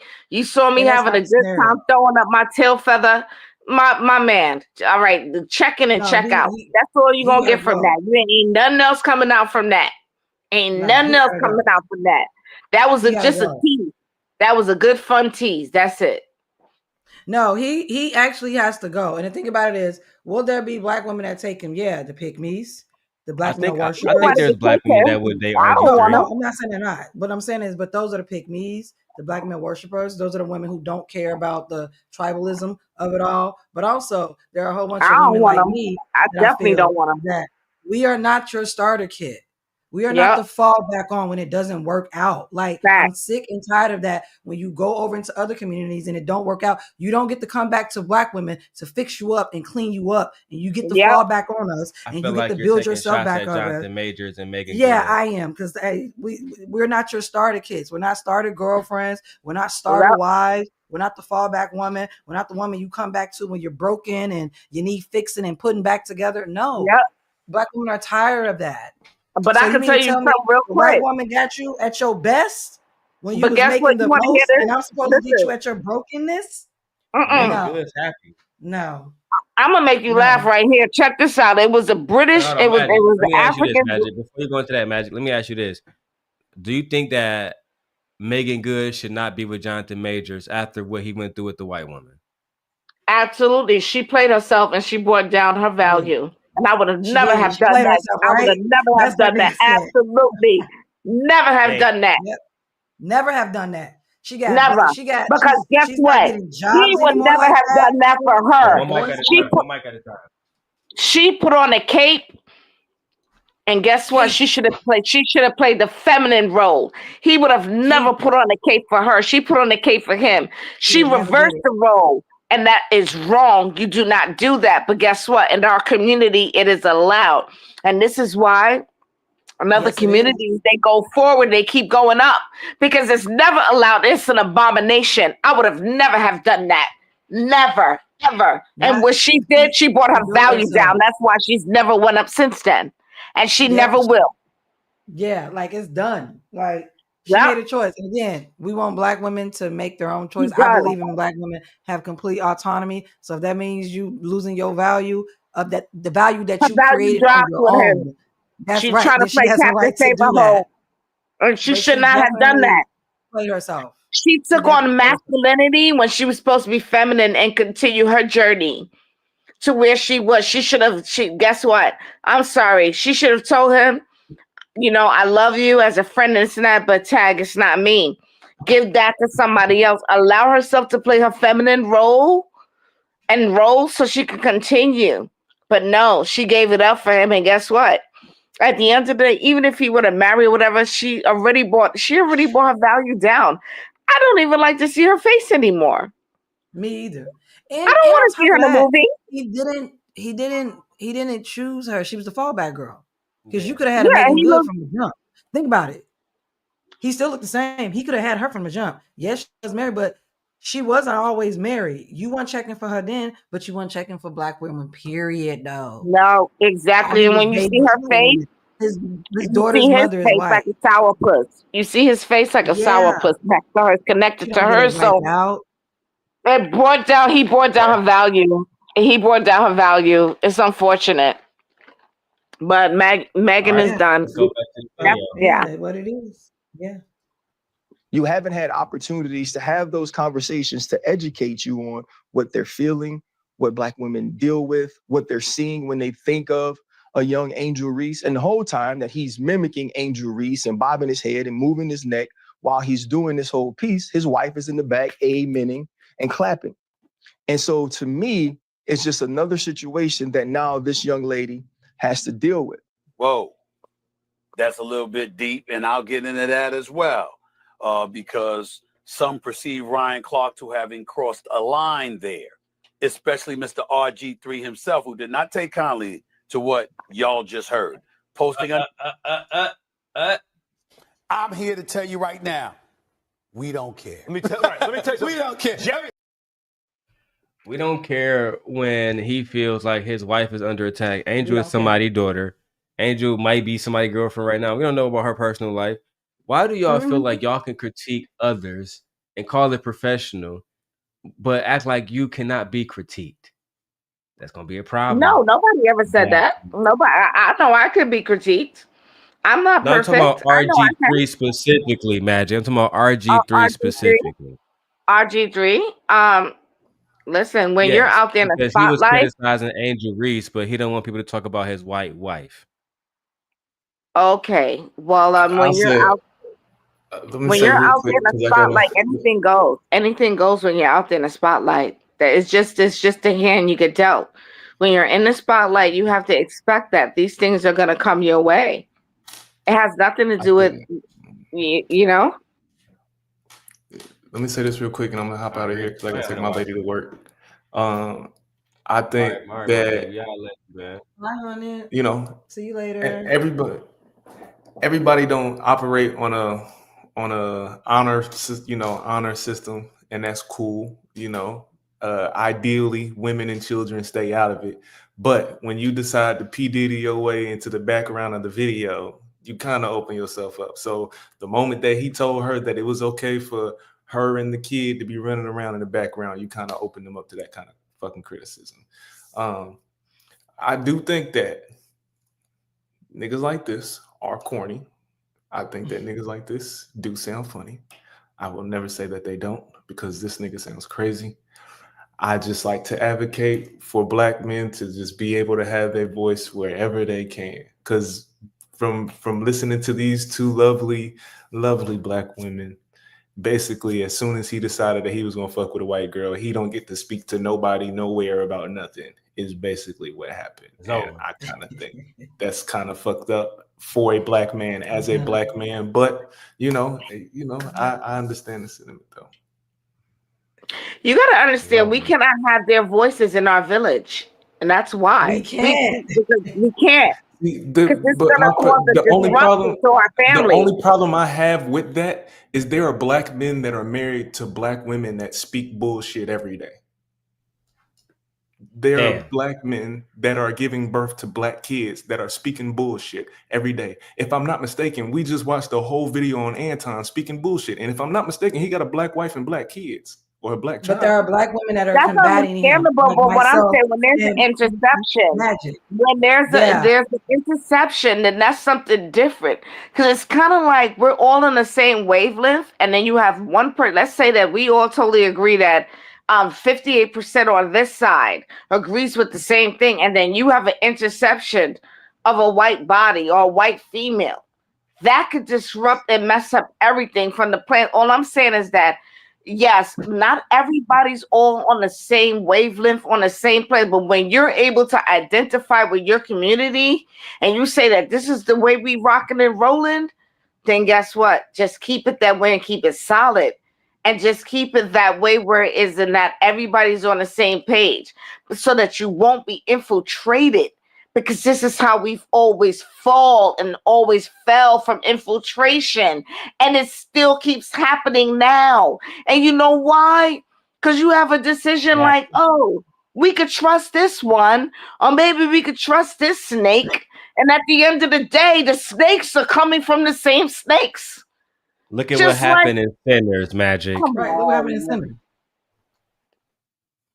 That's what happened in Sinners. They got my niggas smoking. But the thing about it is, like, I'll add this and then we can move on. I know 100 Watts got to go, so go ahead, babe. I'll add this and then we can move on. And what I will say is that on the other end of things, y'all act as if these white women can go back to their community. They can't.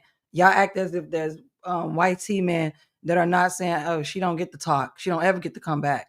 Like, they have it too. They're tribal too. She crossed the line in her community. She did a no-no. And we know that to be true. So she'll always have to dabble with black men because she had mixed children with a black man. Always.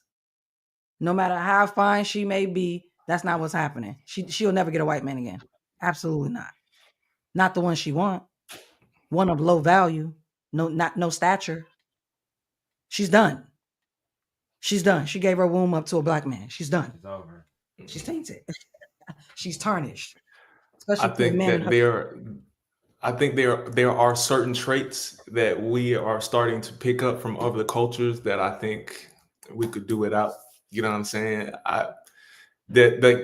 It's one like that's one of those. Well, all the other groups do it. We should be able to do it too. Type of things like that. On the watch, That's we what it. could have did without slavery, bro. 100%. I would have preferred them to be 100%. them than us. Honestly, I'm just gonna call it how it is. We could have did without slavery, but we were too compassionate, too welcoming, too warming. Yeah. And that's why we became slaves. That's why we lost. Nope. Much love. But I feel you, appreciate Honey y'all. Wife. You know I love you, bro. Thank Don't take your lady to you. work. Honey Wife, you come back. You know we love you over here. Each and I every love your time. Anytime I calmness. got It's the chance, everything. I love it. I appreciate y'all. Y'all have a good one. All right. Night. All right, watch now. Go back to the video. Magic kicking it up and we're with. Let's get it. Another video in response to RC. Take a look. But Ryan, you crossed the line, man. Damn. You made it personal and some. I really believe there should be no space in sports media for personal attacks. But you literally personally attacked Andrew Reese on a consistent Right. basis. Right? You need to not bite off more than you can chew. That's your problem that you have in here. That's a fact. Said it before. But certainly personal attacks against wife and children have always been off limits. Wasn't a personal attack against your wife. It was to one said highlight anything, that, just like Magic and my wife are saying, your wife is white, right? And again, people keep calling her your wife, but I'm not even sure y'all married. Your alleged wife, baby mama, is white, right? And the only thing that Ryan Clark said was you're not having conversations about what black women are dealing with. And instead of you actually addressing that, you're playing a fucking victim card. Let me go ahead and go to the clip. Jesus Christ. Really him. Really him. You're a victim. There we go, CSI. Fucking victim card. Ryan, you attacked me and my family in a public forum. He literally said nothing about your children. He only said that you're not talking about black women in your household. He literally said your wife was in the background, which is a true statement. He didn't even say anything about her. He never attacked her. He never attacked her. This is called gaslighting. Yeah. To the highest form. Literally. And for those who don't know, gaslighting is a form of abuse. It is. It is literally in the DSM-5. Manipulation. Yeah. Yes. Mhm. Child. On a level that shows just how low of a human being you are. You can disagree with me all you want. Challenge my takes. But keep my family and my wife out of it. That's a boundary that should always be respected, man. No, that's not how it works in this space. Like, people are going to look at your situation and look at your results and have opinions about it. That's just what life is. Right? You took a basketball play and you made it personal. You said that Angel Reese looked like she hated Hatred. Caitlin Clark. That's not a basketball play. That's a personal opinion about how Angel Reese personally feels about Caitlin Clark. In order for you not to want any personal opinions being levied on your wife, you need to not levy them against other people. When you learn that, then you might get some grace. Until then, it is what it is. Always. Ryan Clark personally attacking me and my family. Uh-oh. White people gang up now. Everybody, that's the bat signal in the sky to everybody to come and attack this black man in their podcast and to cancel them because he's attacking a white woman and her family. Ooh, fuck. Really him. You're a victim. There we go, CSI. Jesus Christ. Everybody, if for those who are still watching, put a fucking violin in the chat immediately. Jesus Christ. I know 86 of y'all are watching. Most of y'all watching on fucking Twitter. Let's go. Because he disagreed with my sports opinion is a bad look for ESPN. What? Sports opinion is a bad look for ESPN. Oh, now you're trying to get somebody fired. Typical Karen shit. It's a bad look for ESPN. Smoke signal. ESPN, please help me get this guy going because he pointed out the fact that I've only had 2 white women. One of them I'm divorced from. One who knows if I'm even married or not. And I don't talk about black women in my household. Poor me. ESPN, help me. Fuck out of here. You're a loser. You was drafted second or third or whatever, and you didn't make anything of it. Pathetic. It's cowardly. It's spineless. And it's weak. Ooh. Attacking a young lady in her second year of her WNBA career That's not spineless. is weak and spineless. Right, that's not. It's weak. Ooh, I got a problem with the shit that RG3 just said there. And I'll get into that in a second. But not before I read to you what Ryan Clark went right back at him after this and said, quote, bruh, you know what it is with me and you. I saved you the entire season on Monday Night Football. I urged people to let you be you, no matter how corny, how bad a teammate you were. Damn. We all think he corny. It's my first time saying this. I said that like he corny, like he a lame, bro. You're not exciting. You're boring. Damn. Okay. I guess everybody thinks he's boring and corny and a bad teammate. Okay. Let you be you, no matter how corny, how bad a teammate you were. I had your back. You're a phony, bro. One of the worst teammates I ever had, both on the field and in TV. You got to do what you got to do. I didn't attack your wife. I spoke on what you do on social media and TV. Like I said, I met your wife. And she seemed like a lovely lady that was worth more than the color of her skin. You be good, bro. All of this has led some to call for Clark's firing. Some of those wondering aloud if Clark would still be employed if called out. A white colleague for marrying a black woman. Ciao. Wait. I thought Ryan Clark is employed by ESPN? Yeah, Ryan Clark is that nigga. But why would they, in RP, whatever, where is he employed? He used to be employed by ESPN, but because he's not a good commentator, he was let go. Oh, bro, they fired you. You have no pull. Okay, we can move on. They fired you. Okay, they let you go. Okay. Yeah, he's not. Ryan Clark is better looking. Yeah, women love Ryan Clark. Yeah, he's better looking. Women love Ryan Clark. Let's see what else comes. To call for Clark's firing. Damn. Some of those wondering aloud if Clark would still be employed if called out. A white colleague for marrying a black woman.